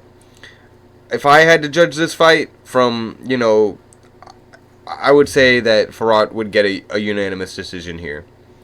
Like, Blanchfield didn't even do enough to get a split. Yep. Unanimous decision for Fiorot here. Now still undefeated in the UFC, asking for a belt. Yeah, I think she would definitely be a little bit more entertaining if she took some risks. Because, I mean, you take the risk, you risk getting knocked out, but you take the risk, you get a highlight reel knockout, and now you get more opportunities. Brazilian Jiu-Jitsu and Karate black belt. Look at that. That's some dedication right there. 2 black belts. But what I'd say about Blanchfield, that pressure, the most important thing is that pressure. You have to use the pressure with punches. You can't just pressure somebody. That definitely helped her, though. For sure. Yeah, that guillotine was close. That's what they're showing right now. But I'd say Blanchfield, she's definitely, like, fucking top tier. She just needs to use that pressure a little bit more effectively. But yeah, Fiorot landed the harder punches. There was really nothing else Blanchfield could have done there. Oh, she's got a 7-fight win streak now. Okay, I thought one of them had 9, but she has 7. That's cool. And then we got, okay, never mind. Yeah, so win streaks, a lot of them have been broken recently. That's really surprising to me. That Tony Ferguson's, who else? I've seen, I can't, off the top of my head, I saw like 3 the other day that were posted, and it was all winning streaks that have been broken. But let's see how long she can keep that winning streak up for. Either way, my final thoughts are Fiorot, long range, great striking, needs to take more risks. Blanchfield, work on that clinch game a little bit more, and that's the thing that I saw that was the best for her. So, now let's break down the either next weekend or the weekend after. We've got UFC 300. So let me break down my predictions for that real quick, and I'm going to hop off real quick. Alright, so we got for UFC 300, my official picks. I'm going to do it right now. They might change on the night of the fights. I'm going to say Alex Pereira is going to win by knockout second round, but it's very possible that Jamal Hill can knock out Alex Pereira in the first or second round as well. I'm going to go for Weili just because I'm rooting for her. I think that Holloway is going to win by a decision, and if not, Gaethje's going to win by second round TKO. I think Oliveira is going to win by rear naked choke. I think Bo Nickal, I have no idea. I haven't heard too much about him, but I think they're feeding Cody Brundage to the wolves right now. Because from what I heard about Bo Nickal, everybody's like, he's so good, he's so good. So Cody Brundage is 10-5, so that means 50% of the time he wins. Or that's a 50% win-lose rate. So that's not really that good. Let's see what else we got here. We've got Prohashka and Rakik. I'm rooting for Prohashka here. Kattar versus Sterling. I think Sterling's going to be able to control this fight, maybe get a decision. But Kattar, it's always fun watching Calvin Kattar fight. We got Holly Holm and Kayla Harrison fighting for the first time. I think Kayla Harrison's going to get it done. I think she's going to get it done. She's just so fucking huge. Then after that, we got Sadiq Youssef and Diego Lopez. I think Diego Lopez is probably going to get this one. Probably by decision. Jalene Turner versus Rento Marciano. I don't know too much about either of these guys, but I'm going to go with Jalene Turner because I think that's the dude that went with that 1-2 that I remembered. Jessica Andrade versus Marina Rodriguez. I'm going to go with Jessica Andrade just because that's who I know. And then one of my favorite fights for this card is Bobby Green versus Jim Miller. I think Jim Miller is going to win, but I think Bobby Green's going to have a lot of good moments, and it's going to go to a decision. But look out for Bobby Green versus Jim Miller. And then the first fight on that card, actually, which is the craziest one, is Figueroa versus Garbrandt. I already broke that one down earlier in the podcast. But, yeah, that's me running through UFC 300. The most interesting fight is Gaethje versus Holloway, and I think the one that's just definitely going to go to a knockout is Pereira versus Hill. I think I did all of the prediction for Hill that I wanted to do. Like I said, the wide stance and the leg kick and the left hook. I'll look a little bit more into it before we get to the actual fight, but I think it's 2 weeks away, April 13th, so I think it's 2 weeks away. And, yeah, so for this next podcast, we actually don't have a fight night, do we? Oh, yeah, we do. We do have a fight night. Okay, so we got Brendan Allen versus Chris Curtis. Yeah, I don't know anybody on this next card. I have no idea who any of these people are on this next fight night. But I do know it's Allen versus Curtis 2, so it's a rematch. But I guess I'll have to do a little bit of research into these guys. Yeah, but UFC 300, those are my picks as of right now. It'll change, of course. But I'm going to jump on out of here. It is now 1 a.m. after doing all of these these fights. So I'm going to get out of here early. Next episode, we're definitely going to do a more detailed prediction on Jake Paul versus Tyson. A little bit more in-depth rules on that. Like I said, we got this fight night. I don't really know too much about Allen or Curtis. But, yeah, I think I broke down a lot of good techniques here on this fight night. I talked about the long guard. Talked about that disengaging and throwing elbows. I think there was a lot of solid things that I broke down. And, yeah, guys, thank you all for watching the Punch Podcast. Tune in next week, and especially tune in the week after that for UFC 300, which I am so ridiculously excited for. Like, way too many former champions that have any business being on a card. It's like almost every single one of them are former champions, so it's just gonna be fireworks. But until then, we got next week the UFC Fight Night.